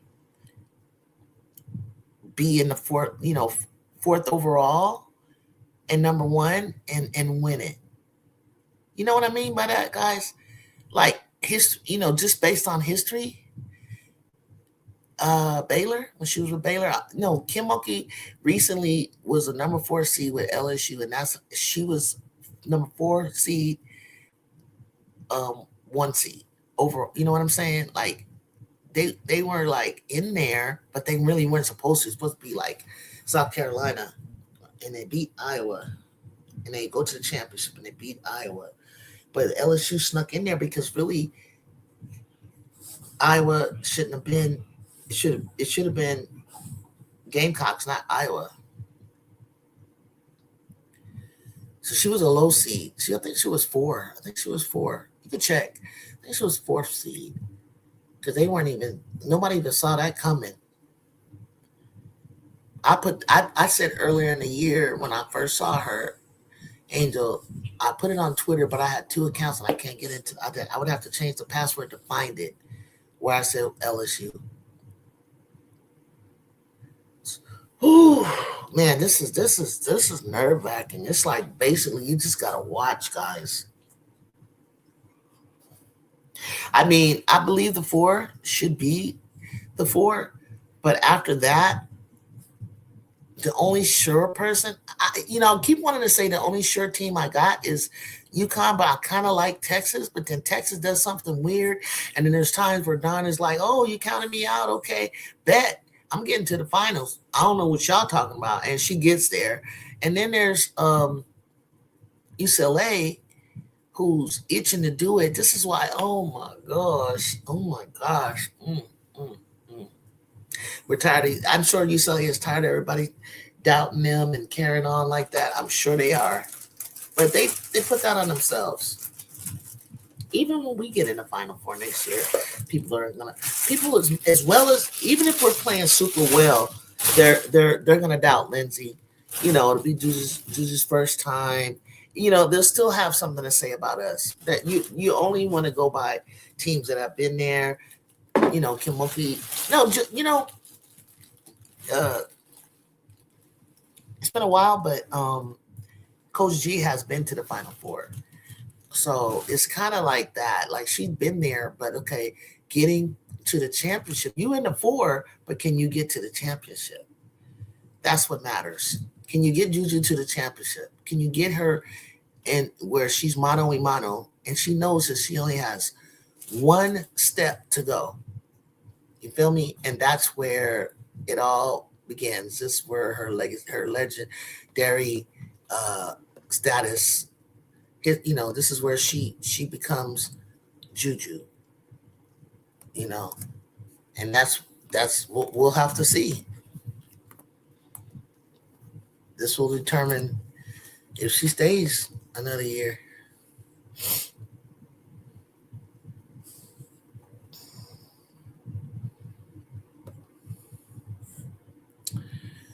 Oh my goodness, you guys are making this so difficult. Guys, I'm sending out an email to myself. I'm gonna keep that bracket.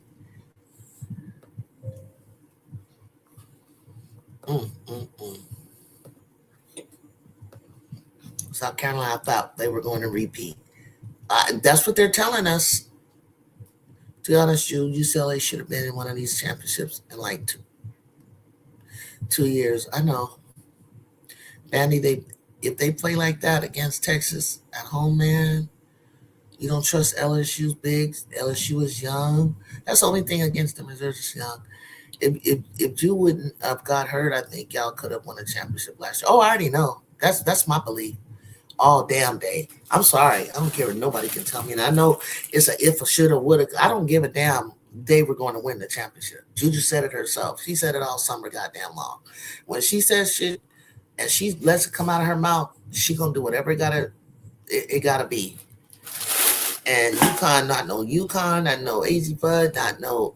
They were scared of us. UCLA, which taking that Big Ten championship from us, like, you play somebody 3 times, that shit is hard. But give us a couple of days rest to face you, or a day. How many? I don't know how many days it is in between. Yeah, we coming for you, UCLA. And they were scared of us too. I have no doubt. The way that Avery K9, shit, all the way down to Malia, Kiki, Rhea, Juju, Kennedy. God damn it. We're just going to win that. Period. Nobody, who was going to guard Juju? That's the problem. So here we are. That's my first attempt at a bracket. We'll get some more people up here talking trash, like debating, going back and forth, where we want to put. You guys come back and join me again. We'll have some Delulu brackets. We'll have some Delulu calls. It's good to do that. It's good to like have, other brackets that might be that bracket. Because how many times has your bracket ever been busted because you keep going with your heart? Your brackets get broke because you vote emotionally instead of with your mind and your head. But then again, these girls that come out here, like, I'm thinking, like, how the hell did you lose? Why did you lose? You know what I'm saying? So I don't even know.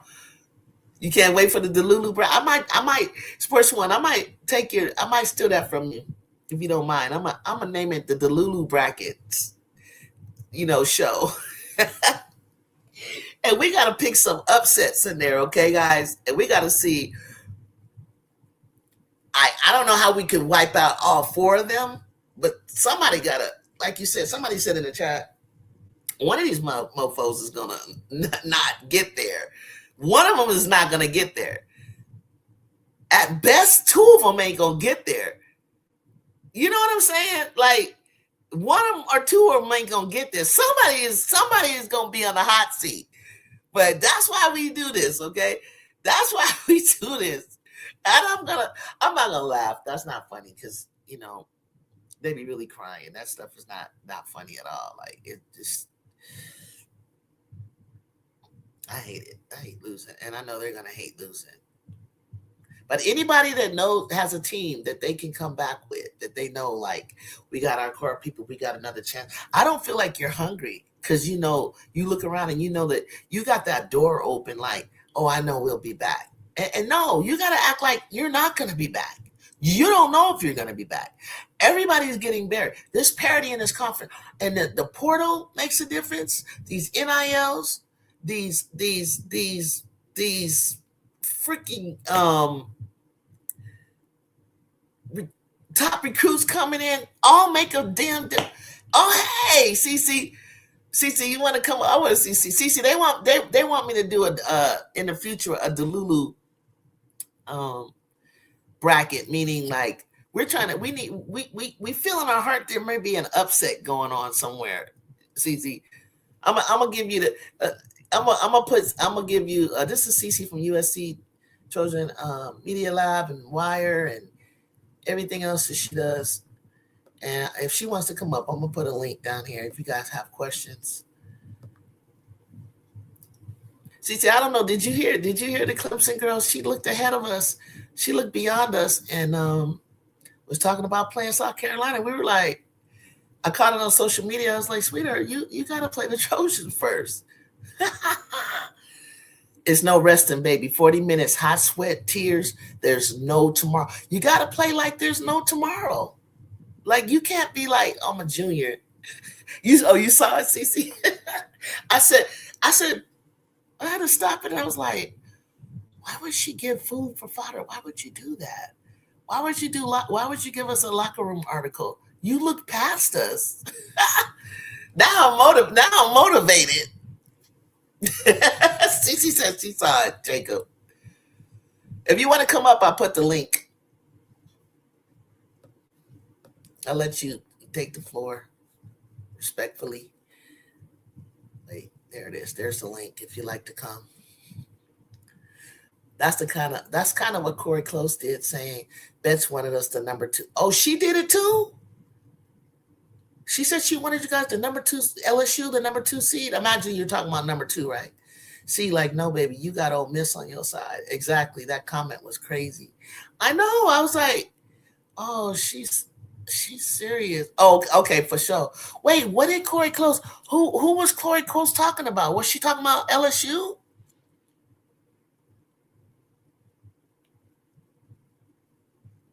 She was talking about LSU.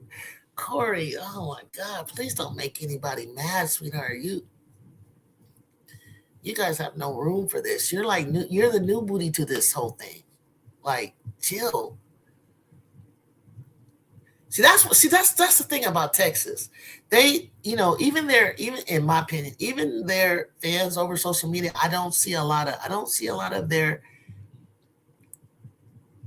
people talking trash. I just feel when I hear UConn, if I'm not mistaken, Jacob, you can tell me, but you don't follow Twitter or Threads, but UConn people are just more or less confident, if you will. They just sound confident to me. They don't sound braggadocious. Okay, I'm gonna bring to the stage the USC Trojan Wire Media Lab, CC Clay. What's up, CC?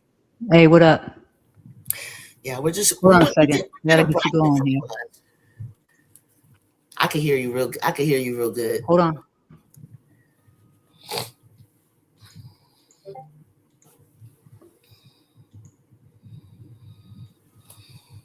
Hello? Yeah, I got you. All right, cool. Thumbs up. How you been today?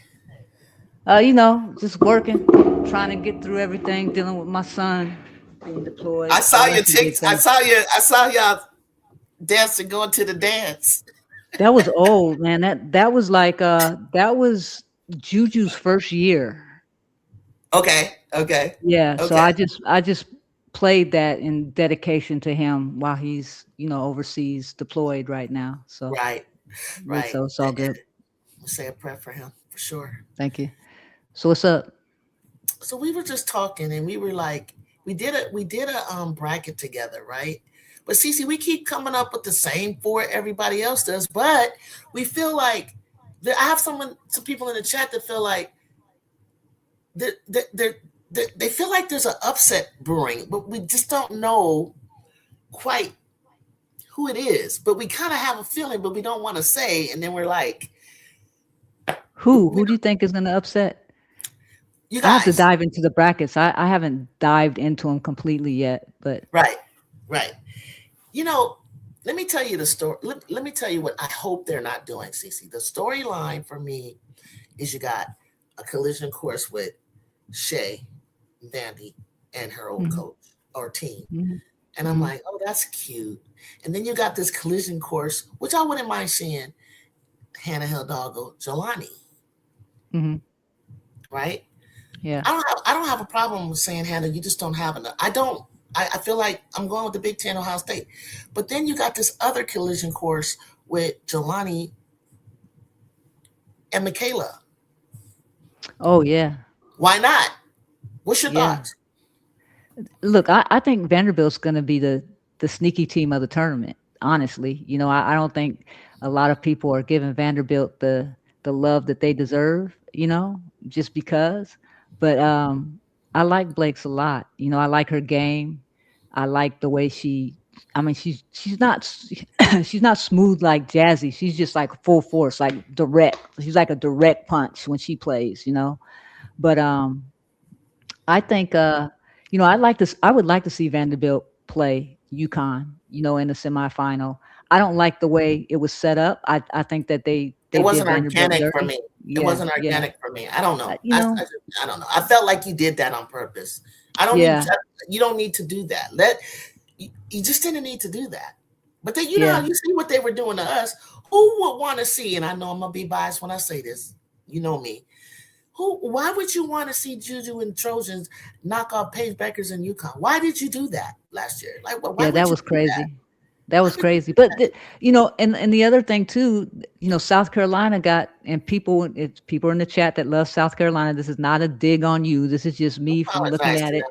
Don't apologize. Um, last year they had the easiest route, and this year South Carolina got taken care of again. They got the easiest route, to get to where they got to get to. And I don't know what it is about South Carolina that they feel like they can Mm-hmm. give them the easiest path, but Mm-hmm. it happens every year. So people might not think that. I can't see what's in the chat. Y'all don't come They for me. the chat. Some I have friends in the chat here that said that they felt that way. I thought it was balanced, and I Yeah. thought it's a trade off only because okay, I get where you're coming from with the bracket, but I think what they did was like, okay, well we'll throw her across the country and have to travel. Maybe her fans can't travel. We'll put her in this um, across the country in this pathway. And see, Molly said they do. That's what they were telling me, and I couldn't tell. So as an expert, I Yeah. was just like, "What do you think?" But you think so too? I look. I don't even understand why they put Clemson in South Carolina's territory. They're rivals. I don't understand why they put SC. I felt like SC was going to go to Texas. That would have been Texas. the I know. better option for me. But then they put Oregon there. Oregon, because what? Oregon beat USC. We I don't said get that. that whole thing. We said that. We were like, Oregon. How did you? Yeah. But see, I'm gonna tell you why.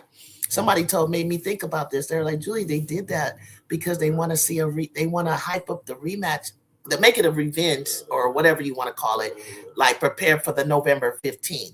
And I Ain't say, nobody thinking about that. ain't nobody thinking about that, right? I mean, that's Exactly. too far away. Ain't It's too nobody far thinking about that. away. Yeah. Yes, yeah, yeah.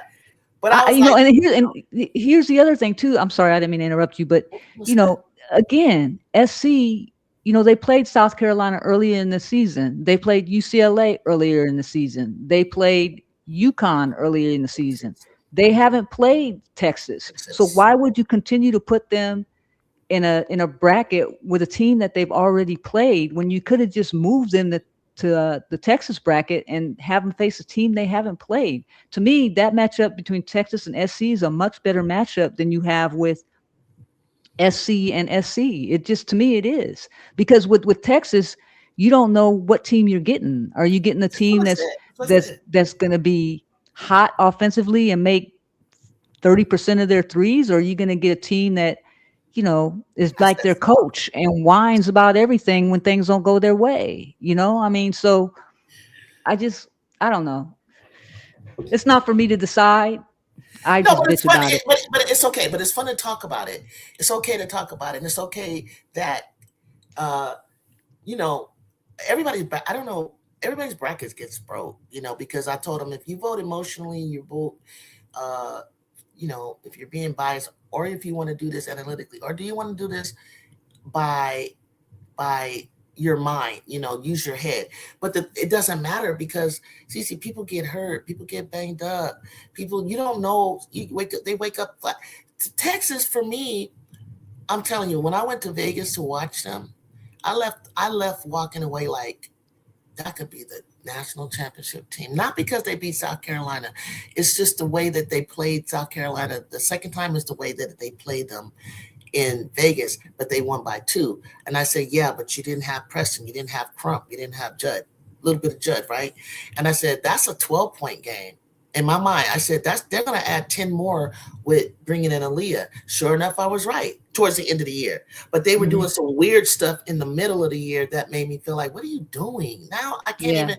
And, we sat there, you and I, and Jay in the chat, we sat and watched UConn come to the Galen Center.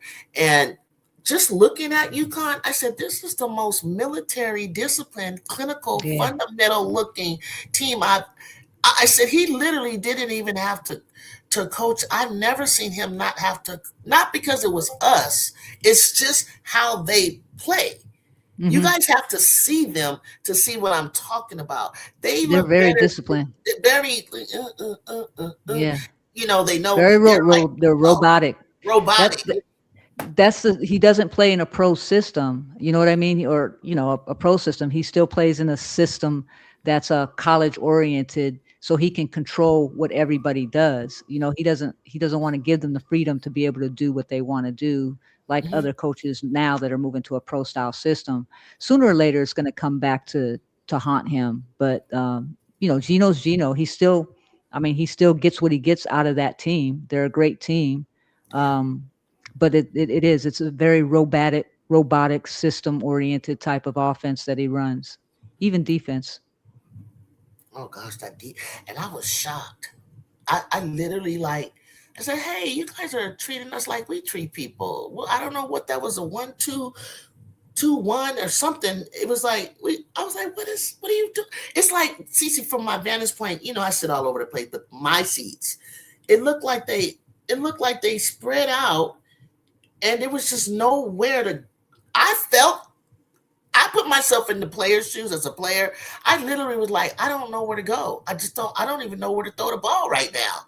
It looked Yeah, like they took up it looked like they shrunk our our court, and I was like, what is going on? And it was like 18-9. It wasn't like they were blowing us out. Like we was hanging in the beginning, like boom, boom, boom, boom, boom, boom. So then he throws this press, which I was like, where'd that come from? And he throws Blanca in the front, and she was just like go gadget everywhere. yeah. Speaking of which, I don't know, to not to get off the subject, but I don't know if you guys were paying attention to Rebecca Lobo. Was she on the NCAA? I don't know. She was on one of those shows and she was talking about Blanca Quinones, and she I heard said her. that she was going to be the number one pick coming out of her year, and I about lost it. Uh, Compared to Girl, who? Jazzy? no, Yeah, she's but in she is in Jazzy's class. Okay, you're yeah, right. she's a freshman, so I was like, wait, what did you just say? But that's That's Rebecca what she Lobo, said. right? She's always going to talk for her UConn, but I just was like, she's not even starting on that team, and you have her as a number one pick her She senior is. year. Maybe she will be starting, but Jazzy will be that much more improved as well. So what? what are you talking about? You got So that was kind Jazzy. of interesting. You got Chavez. Now you have this Yep. Galvin young Galvin, lady. You got the pardon. Coogan or something like that. Whitaker, Oh, Whitaker. Um, she's a good player too. I forgot who she plays for, but Whitaker is good too. and So then I mean she that Jazzy So class is pretty good. But look, Blanca's a good player. I like her game. Like if USC went after her, I'd say yeah, bring her on board in a heartbeat.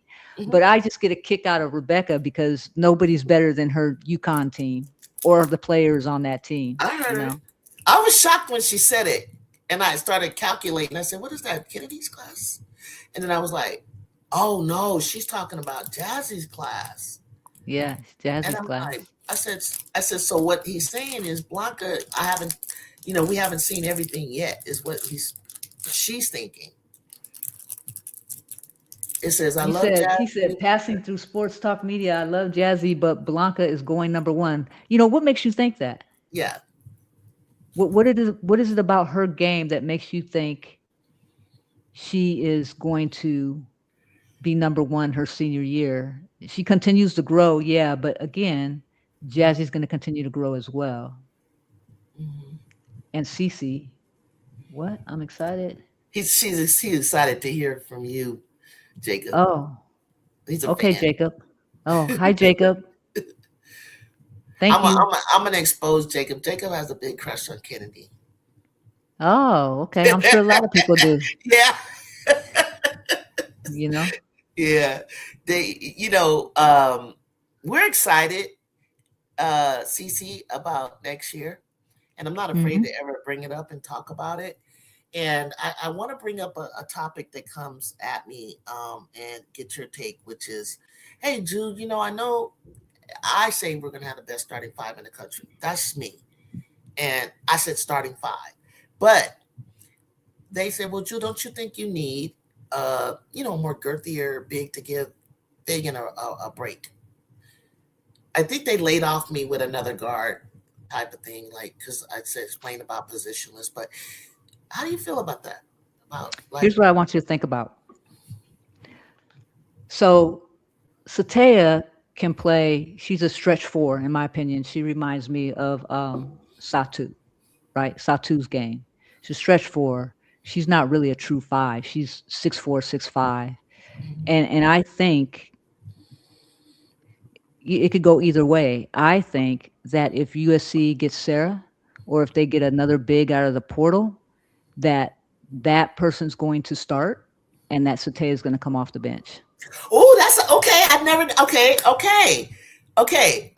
That's okay. I said, I love the idea of the official visit with Sarah. Okay. And I asked the chat, I said, please do your research. Go, check her out. It's just a hopeful thing that we would like to have her. And they were like, okay, Jude, cool, Sarah, we got you. No, I did not think about what you just said, but I like where you're going with that, and you probably see them a little bit more, maybe in practice than I have. And so I wouldn't mind. It doesn't matter because if you watch Coach G, she manages. Nobody can complain about minutes. If you got the goods, she has done a fantastic job since I stepped on in Juju's freshman year, coming back, watching, she gives players minutes, i.e. Avery, i.e. K9. They got great minutes for freshmen. It's Hmm. not a big deal. And, Hmm. to how Malia, I love Malia off the bench, not because of anything other than the fact that she's a catalyst. But if you say what you just said, and that's a great thought you just gave me just now with Sarah. Okay. Well, not even just with Sarah. Say like if they get O'Neal, Oh, I from know what it Florida. was. I know. Oh, we talked If about they Kizzy. if We they get talked about O'Neal from that. Florida, We talked about that. that's a game changer for us because she's good, she's big, she can run the floor, she's a rim And she runner, can and she stretch can the shoot the floor too. three. She Yeah, stretched she the can floor. shoot the three. So then you'll have somebody experienced coming in. And what if they get two more bigs? You know what I mean? I mean, they might get two You bigs. might get So two, that yeah, way two bigs. Satea can rotate with Juju. You know what I mean? And play that stretch four or even a three coming off the Great. bench. I saw that. I saw her. I've been looking at some tapes at her. But here's the thing, and I like the way that when you said, the reason that I believe that Cece said, mentioned Measy, I don't, they were asking me today, well, then who would you want in the country? I don't believe in starting to point fingers at players when I don't know if you've even interested in the portal or anything. You mentioned that because the Florida coach has been fired. So there, I can see you mentioning that because you might be feeling like, well, what if she wants to transfer? And if she Hmm. does, come on back. But they Hmm. wanted me us out of the blue to start naming people, and I said I'm not going to do that because I I'm I don't know if they're even in the portal. I don't know. Yeah, I'm not. Yeah, and let me clear that up. I'm just saying, what if she decided to jump in the portal and we had an opportunity to get her? There are other bigs that we might have the opportunity to get as well. I'm just naming her as an example.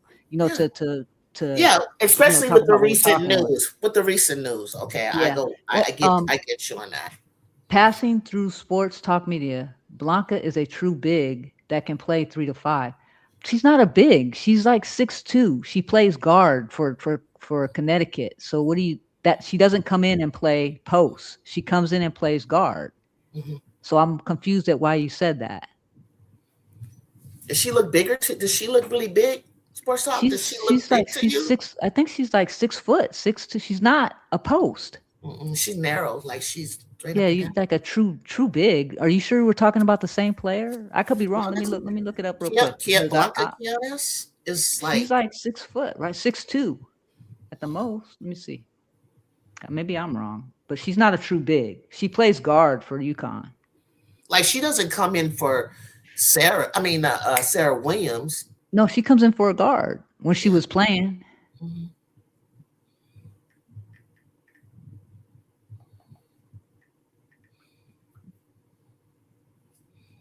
She's 6'2". Basketball. You're right. Yeah, 6'2". You know. And guess what? She's actually a. He has. It's listed as forward, but So she's probably a stretch four, stretch 3 or 4, but mhm. she plays guard for UConn. And then also, like I told them, I said, "Hey, let's just wait a little bit. It's going to happen really fast because we're going to take a look at what the portal reveals. You can always go overseas." And then I told them there's a lot of big beats that from the past that are leaving. So you worrying about all of that? There's no more beers. There's no more bets. There's still Gracie Merkel. Yes. There's just Beers is only a junior, isn't she? no Reagan Beers beers. is. Beers is a senior, and she talked about she doesn't want to play pro basketball. Yeah, figures. I heard that she's like, oh, it's so funny. I forgot what it was that she said she wanted to be. Like she's not interested Well, in moving I'm forward. interested to see what Gracie Merkel's going to do See, I'm just getting ready to because bring her up, like because Merkel. all Because her coach great left. Gracie Merkel, as if you guys remember, last year she jumped in the portal and went to Maryland. She was going to transfer to Maryland, and then she went back to Penn State once Kiyomi McMillan signed with Penn State. But I think the reason why she decided to go back to Penn State was because at Maryland, her ass was going to have to run. Run. But how? You But know, this the thing.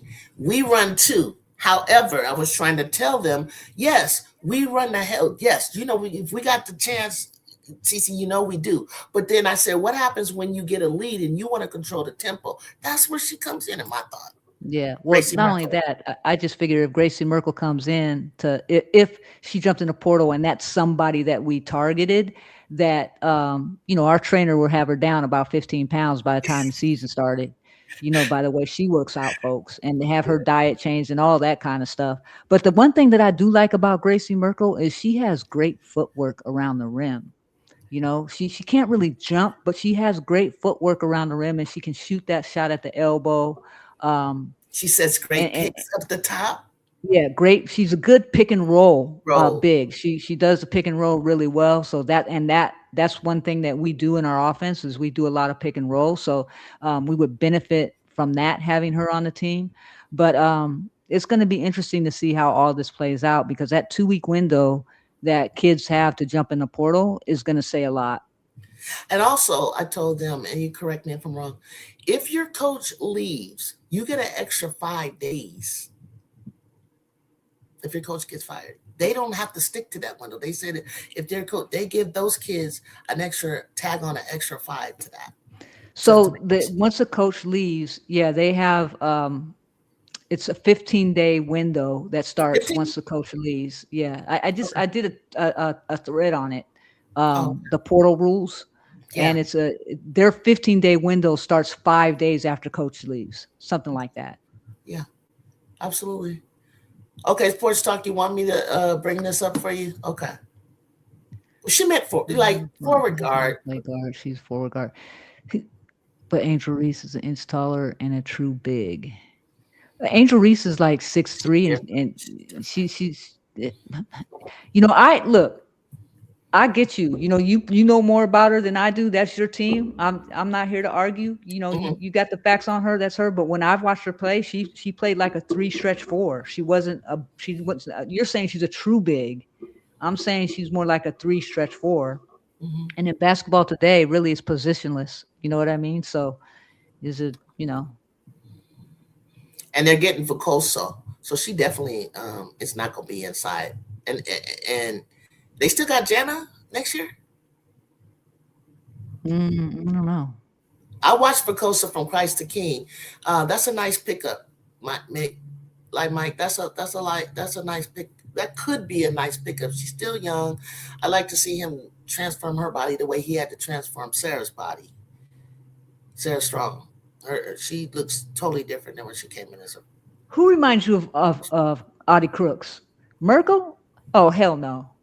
Look, Audie Crooks. Here's what I'll say about Audie Crooks. Right, I like her offensively somewhat, but she doesn't play no defense. I mean, she just doesn't. She She has to won't play want any to. She defense. can, but she Yeah, has to want to. It's gonna wear yeah. her out though. She'll just let players go right by her. And she can't get up and down the court for a long period of time. So I she see has a lot Merkel. of.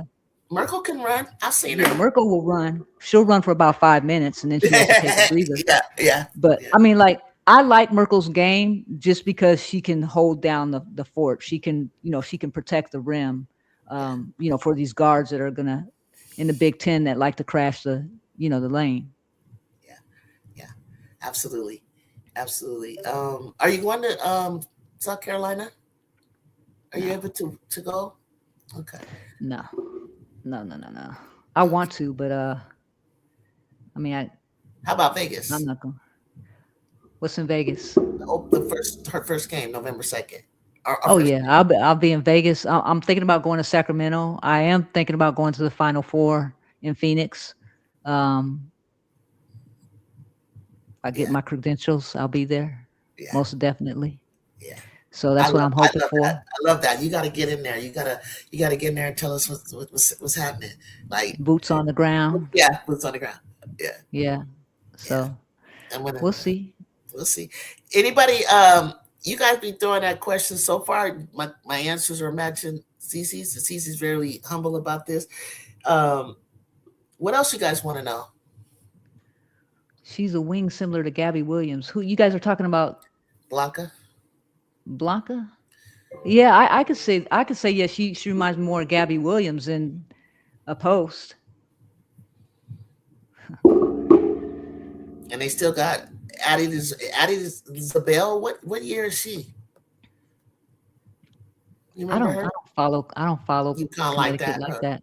Yeah. I don't even. I remember her because of the 10 of 12 or so free threes she hit. It was like she was up there in the in You the know who I am history. interested to see?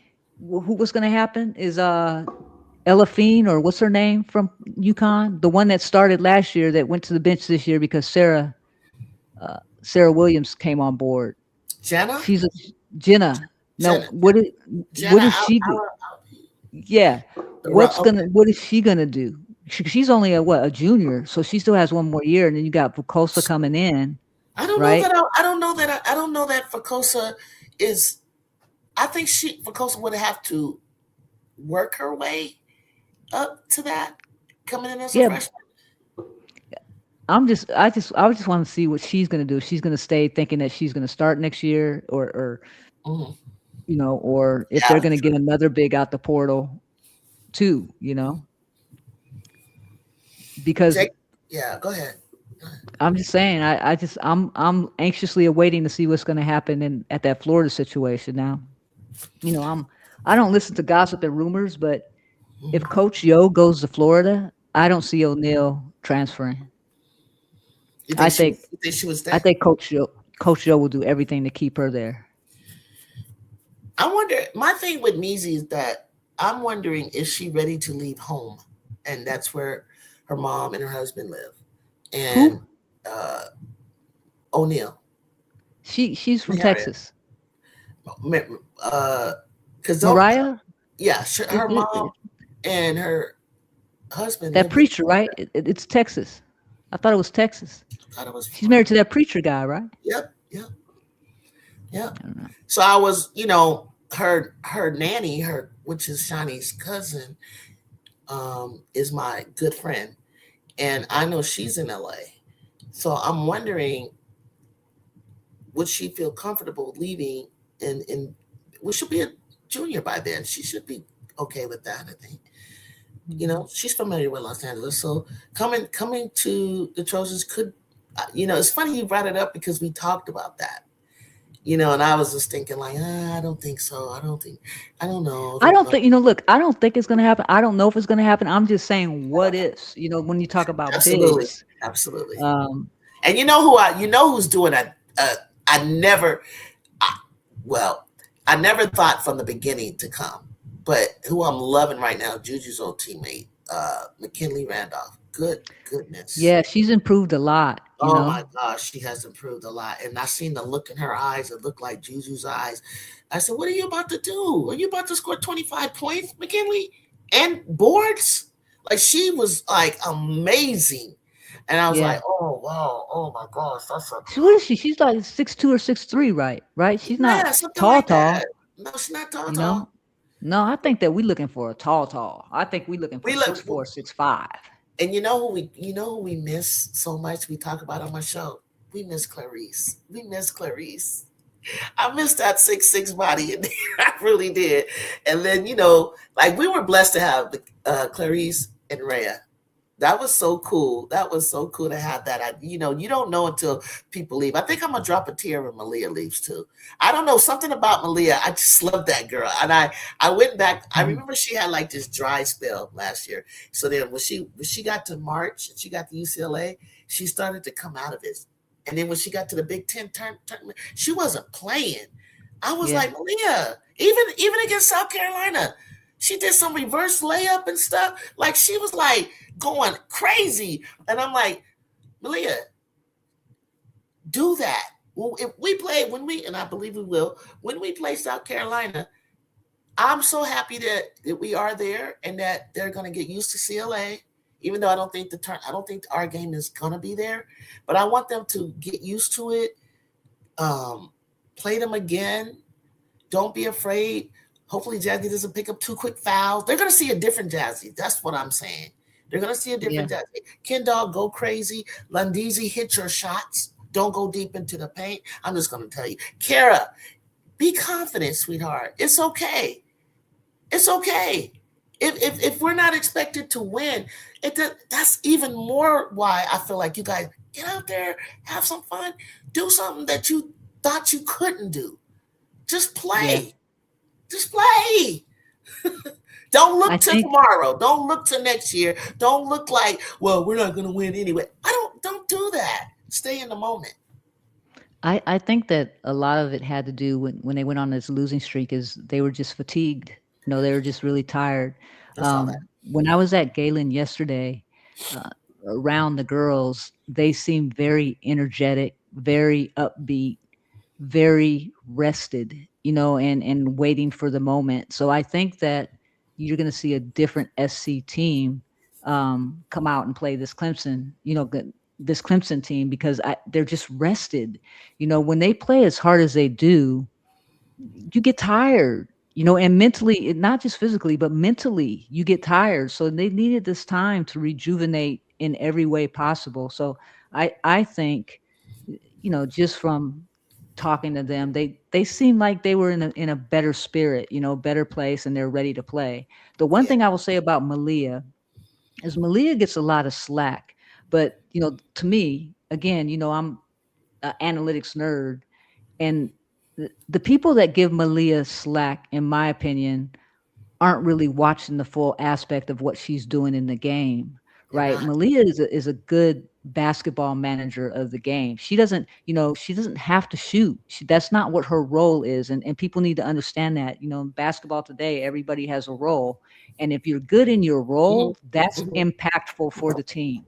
Hmm. So I think that Malia's impact goes far more than a guard having to score. She manages the team really well. She manages the half court really well, and she's a dog on defense. So I I just agree. wanted to say No, that about I Malia. agree. And I see her constantly looking over and checking with coach. She kind of knows. Sometimes I think they say to me, "Well, how come you got Lindsay? I mean, excuse me, London and Malia in at the same time?" And be honest with you, and this is no offense to London. Sometimes London, it can be really single minded, and sometimes she's like, it's almost like you need you need. There was one moment where it's like, I don't even think she was aware of the clock. Malia wouldn't do that. She's aware of the clock. She's like, give me the ball, give me the hurry up, give me the ball. Like, you know what I mean? Like, she knows how to manage the clock. She knows how to manage. She'll get, if she sees it as 2 clocks, she's trying to get everybody to go wide. Like, there's a lot going on. And the closer you sit, and you sit really close, like the closer I sit, the more I hear and the more I see. And the more I see the nonverbal, I see the conversation, I see a lot going on. But yeah, she, and for her size and everything, she does a great job at what she's doing in managing them. Yeah, Um I agree. I think Uh, also Laura has made a great improvement. Like the girl got like she'll be grabbing boards, CC. Yeah, Laura in the upcoming game against Clemson she has to be impactful.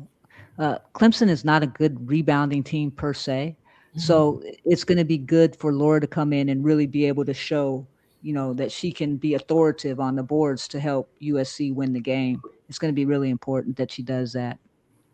Okay. And a little more time.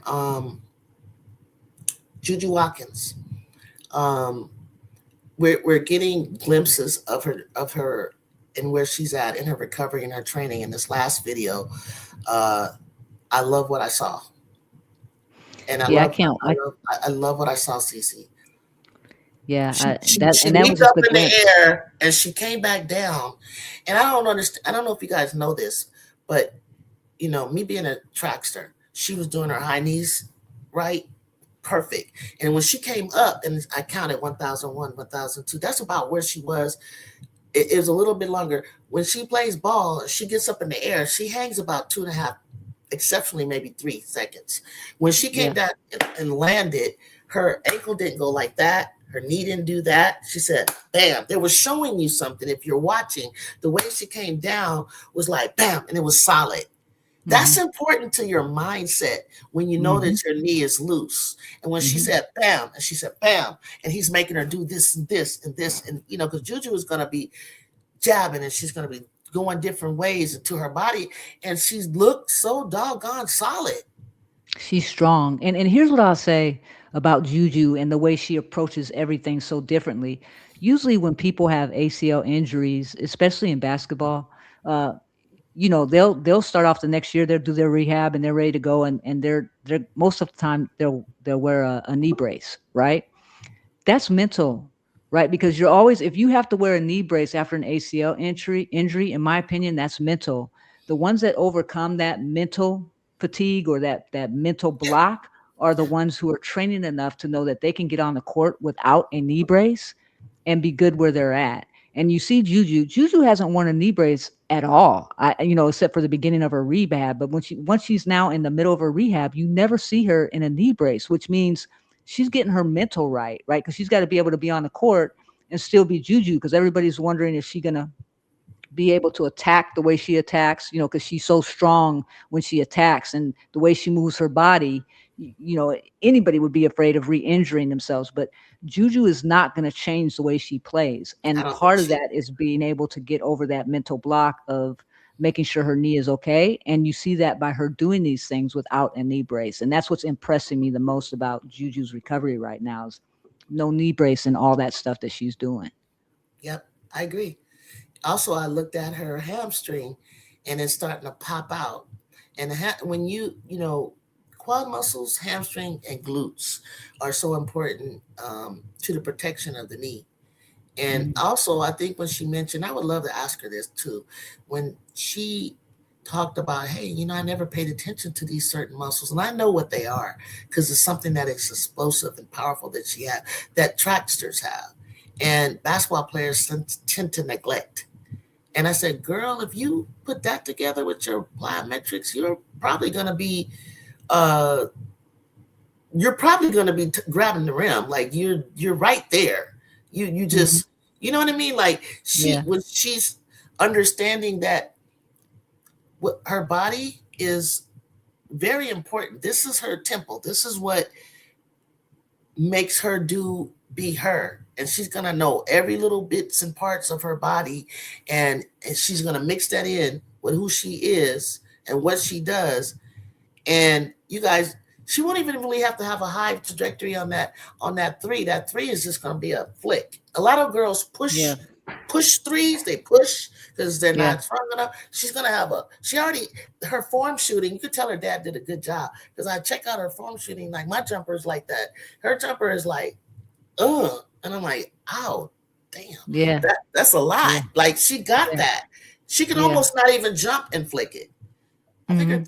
I think her three ball is one of the things that I knew would come along later. And I said, if she has that three ball to to her game, that's more points Yeah. for her. For It's her. gonna be interesting next year. That's all I'm gonna say. I It's can't gonna be wait. fun. It's gonna be fun. Yeah. Super But fun. anyways, all right, I'm gonna get off. I don't see any questions. Uh I think Wait. Jacob asked Okay, you. I know, throw it out there. When did you start being a Trojans fan, CC? Mhm. Um, I've been following the Trojans for a long time, ever since Cynthia Cooper, Cheryl Miller, all of them.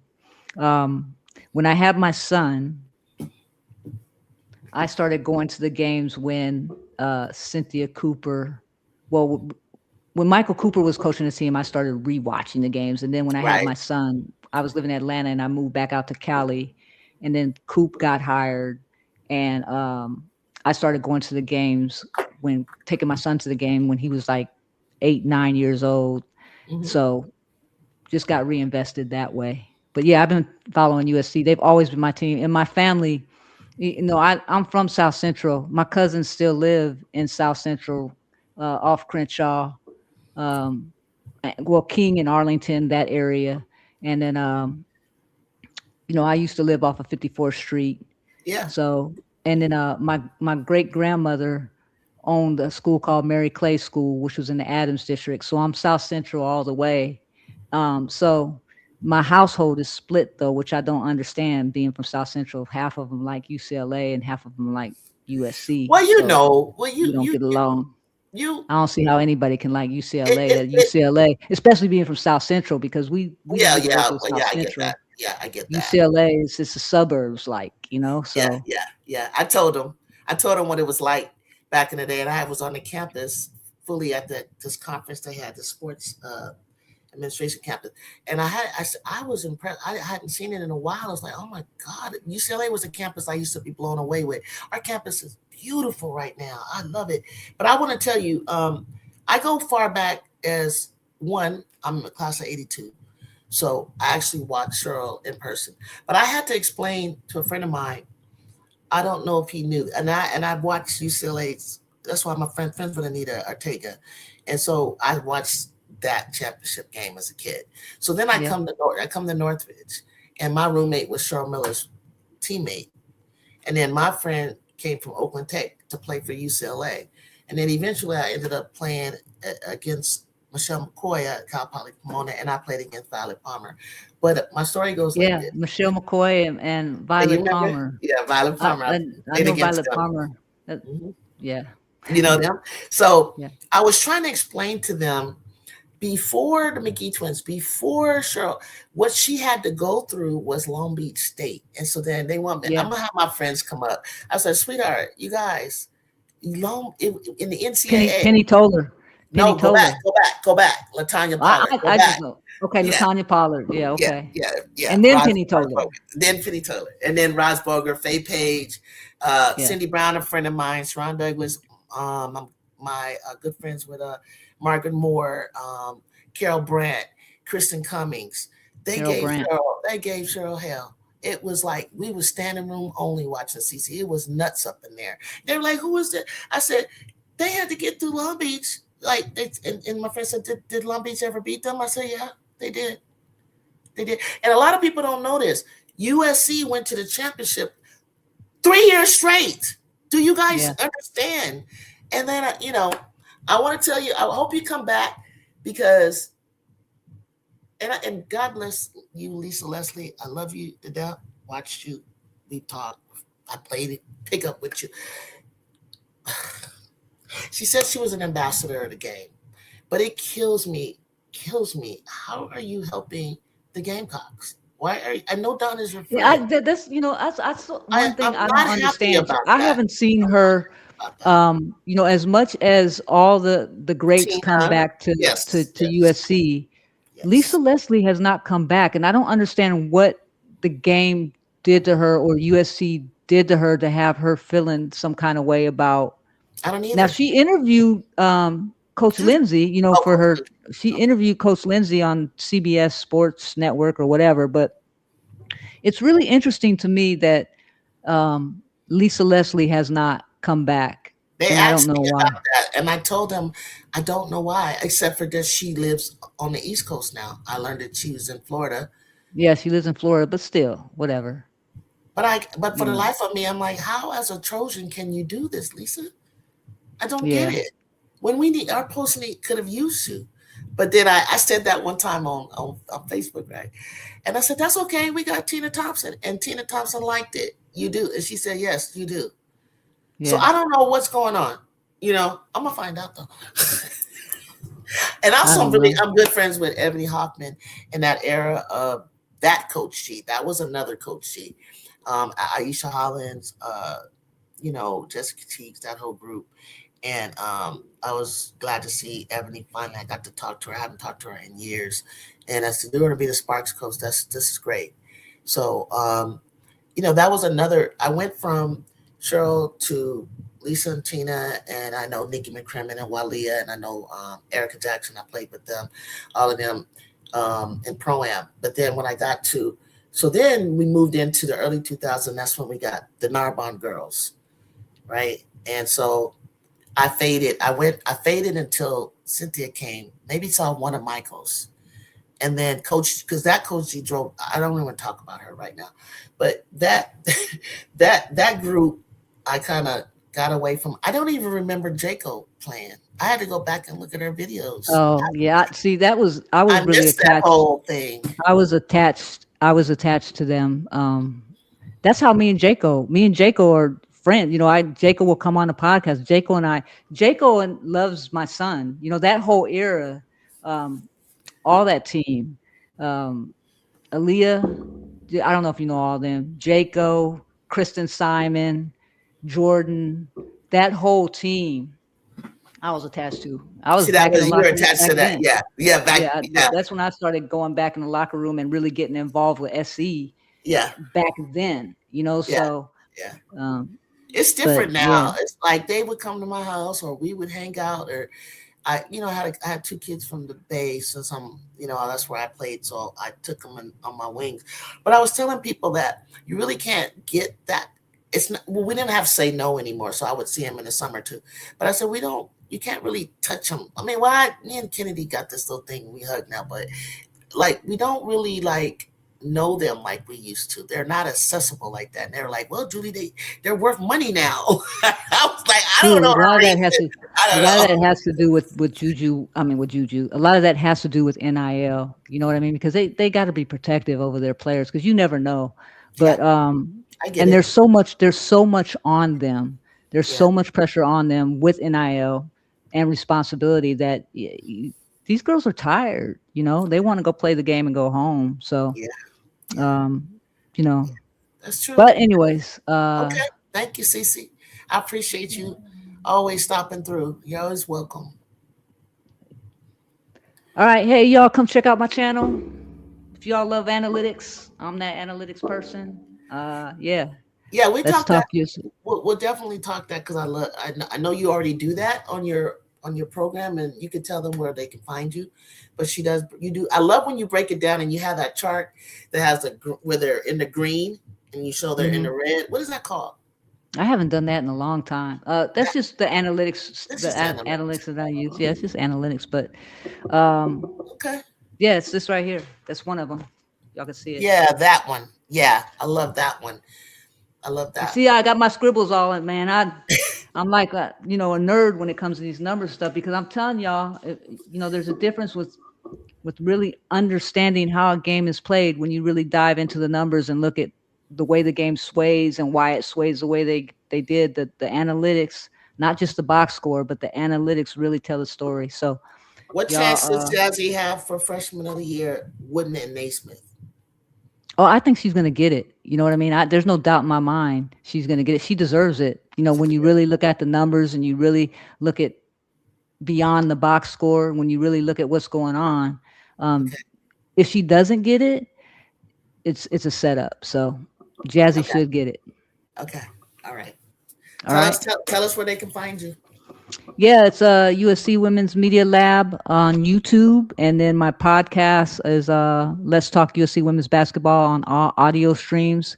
I just dropped a new podcast under that called Beyond the Box Score, where I break down the games after the game is over, and then I just did one that it's going to go live tomorrow on the pregame analytics for the Clemson game. So tap into that on all audio streams when you can, and hey, just wanted to come out here and say hello. What's up?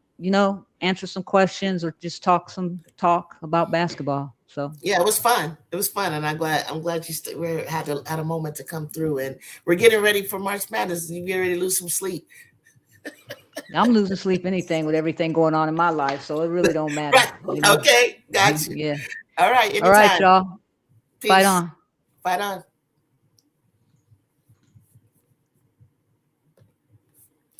Okay, guys. I'm so glad she was able to stop through.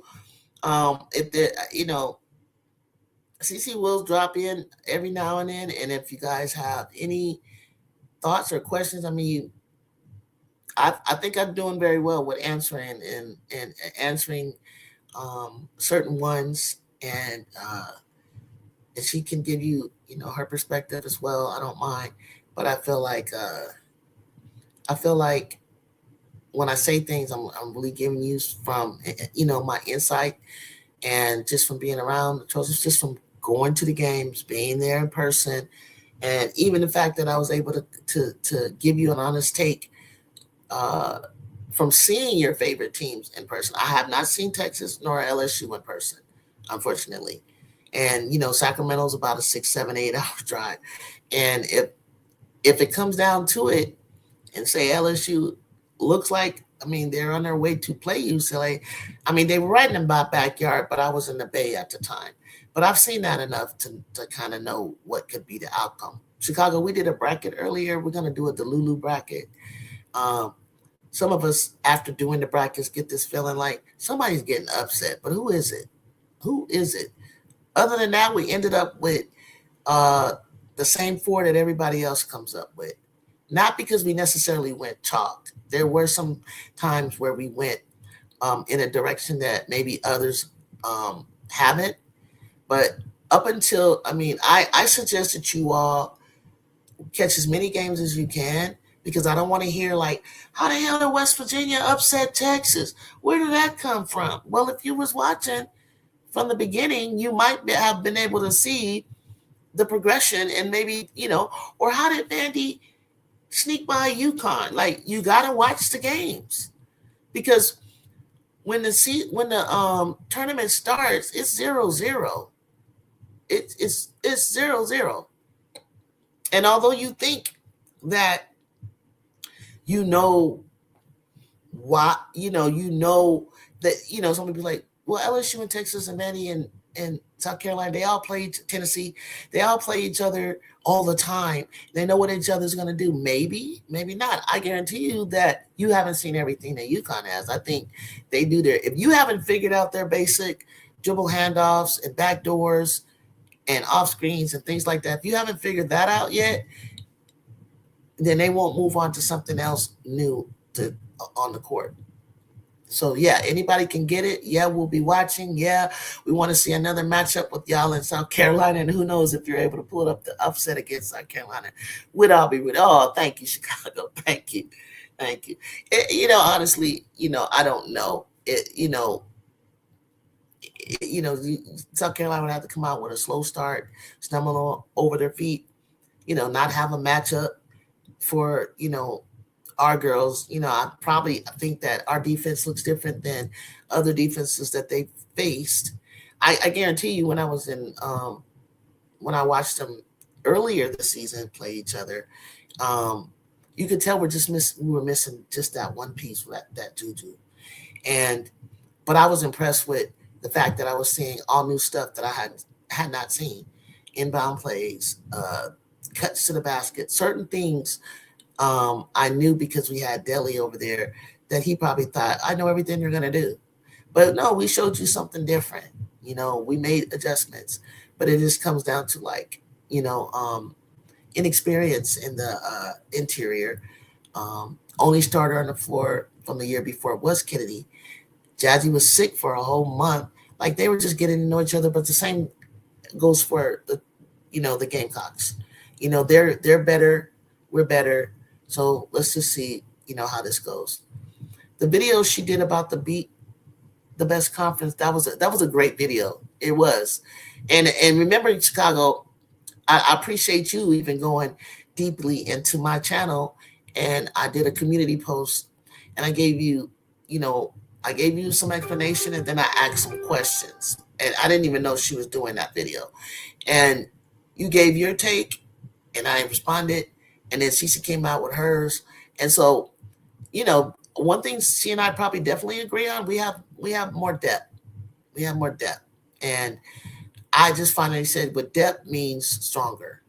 And that's why we have the number 2 team seeded and number 2 in the polls, UCLA, because we are representing very well. We are not a pushover conference. We are not a boring conference. Like, we got a lot going on. You just got to watch. You got to watch to watch. Hell, I could look at the SEC and be like, okay, here we go again. You guys do the same thing. It's just really, if you open your mind up and you really want to, like you do, Chicago, and you come over and you take a look and you take a peek into the all the conferences. And I appreciate that. You do. You look at it for what it is. And yeah, so if you haven't seen that video, you might want to see that video. It's a great video that Cece Clay did. It might be on Let's Talk USC Basketball, or it might be on USC Media Lab. And she talks about that. Drew, I got a question. Why do you got to expose your boy like that? Because she see the girls all the time. Well, not all the time, but she sees them obviously more than I can get to. I was close. So I was invited to a practice. You never know. I don't know. It's probably too late now.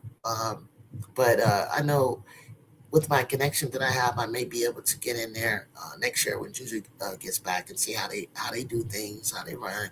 I would just love to see how how practices go for them, how they're looking, and things like that. I literally feel like I know those girls. You watch them enough, you feel like you do. You don't, but you feel like you do. They recognize their fans. They know who's got the energy. They know who's there all the time for them. and we get they get personal up close when they go by, and they win, and but pretty much, they're trying to get by to everyone and sign autographs and, say hello, take photos with people and kids and stuff. And I'm sure, like I think I stayed to watch the rest of the seniors getting honored and celebrated. So I was just walking to my car, and that's how I ran into Ken Dog, and she wasn't really with anybody. And then I was in the going to through the parking structure that's next to Galen. That's where I parked. And me and Malia, like, she's holding her food. A friend, I don't even know if she knew the lady was walking next to her, and she walked off. And then I spoke to her, and then I went my way, and Malia went her way. Um, where somebody was like kind of concerned. I said she probably was on the first floor where I usually park, but I was a little late, so I had to go upstairs. And they were worried like about security and stuff like that. And I'm like, yeah, you may or you may not. But I used to see Padilla until right before Juju blew up. Is when we kind of like started getting a little bit more security. Then we had to put the bars up because Juju could just walk. Padilla, Forbes, I used to see all the time. They used to stand around like if you wanted to talk to them, or um, Big B. I remember Davis. I used to see them in the beginning all the time, and I had no idea who they really were because I just started coming back around. So now it's a little bit different, but very personable, very cool. Just um, I don't know. I just think that, like, they're just lovable people. They're just really good kids. Well, I'm older, so I'm like, nah, I could be their mama, really. They're just really good kids, good individuals. Yeah, I know. I don't know how many good fans are trying to date talent defender and Kennedy Smith. Yeah, Jacob got a crush. He got a crush. I think he gave up on Juju. Now he's on Kennedy. I told him, I said, okay, because he know that Kennedy always stops to hug me and talk to me. So I said, I don't know, Jacob. I don't know if I'm gonna say something, but I'm gonna tell her, Kennedy, you got fans out there, honey. You got to watch my show. You got somebody in my chat that got a crush on you. Kid Dog's so cool. She's so cool. The Big Ten has multiple teams, of course, that are capable of reaching the Final Four. One you're already seeing the Bruins, Michigan, Wolverines, maybe even Iowa, maybe even Minnesota. Shit, like we have like multiple teams. I'm sure you guys have Oklahoma, Vandy, LSU, South Carolina. So we match you, step by step. And the only one that's and we're ahead of you in terms of like, right, you got two SECs, we got UCLA and then UConn, right? But see, my guess is that it should be just like it was in the Final Four. It should have been UCLA, USC, South Carolina, Texas, two SECs, two Big Tens, and then let's go toe to toe to see whose conference ends up winning. And that's just sports. We're just talking competitiveness. We're just talking sports.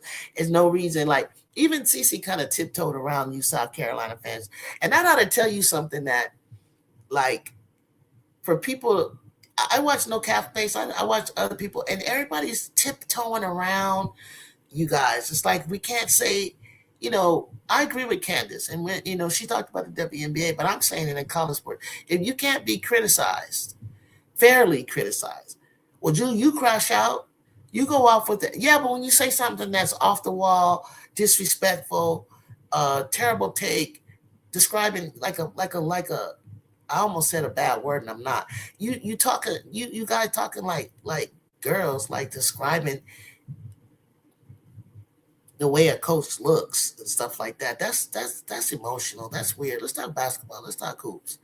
Because if I turn around and start talking about how your coach looks, then it ain't gonna be no problem for me because I'll say it to your goddamn face. I don't care. But I'm just saying, like, that's stupid. Like, we're reducing ourselves to childish like things. Like, yeah, Moki's dressing that way to get, to be flamboyant. I'm sure it's a cultural thing. I'm sure it's like the culture in Louisiana, and it makes a lot of sense. Like, I don't sit there like, oh, she got these feathers on like a bird or whatever. I like it. The crazier the better, or whatever. If that's her thing, you have to go back to like Louisiana Tech and Sonia Hogg. She wore a lot of makeup. She wore bright colors. She wore, she dressed differently, than the other coaches. Everybody got their thing based on where they're from. It is what it is. You could talk about that because that's the obvious thing. But when you get into discussing other things that are subjective to you and describing someone, be careful what what you're saying, because this, be human. You know what I'm saying? Like, be human. Be careful what you say. You may block your blessings, like trying to get your credentials or you may not care about them. You may like exactly what you're doing and how you're doing it. Good for you. But if you do it, what can I say? Whatever. I can just scroll by. I don't have to listen. So anyway, you guys, I hope you enjoyed the show. I hope you enjoyed Cece dropping by. I enjoyed your discussions in the chat. I enjoyed going over the brackets. I suppose I'm probably going to have to do it again. I've been up here for 3 hours and 26 minutes. It's just been a great day. I'm counting down the days when Juju returns. I got to probably 225 days, whatever. I don't know. Somebody got to tell me. Like, they're counting down on Twitter, the fan club. So whatever it is, I'm counting down my days because she's truly missed. She's truly missed in this sport. If you don't think she is, you're wrong. She's truly missed in this sport. And there's a whole lot of people out there that everybody loves Juju. It doesn't matter if you are on the opposite team. Like, she's a very likable person, and her game is fun to watch. And I hope that this tournament is going to be a fun watch. I hope it's going to be exciting. And I'm going to keep trolling you, Jacob. You finish your project so you can hurry up and get back. You hurry up and get back. At least do whatever you have to do to be able to watch the game together with us against Clemson. Okay? All right, B. Will, Chicago, Sports One, Time, Jay, all of you guys who probably went back to work. Big Mike, I know you said you were working. Get back at me, Live Mike, as to what time you want to do this panel thing. Let me know. Please hit me up on an email. That could be great too. And I'll see y'all later on the other side. Fight on.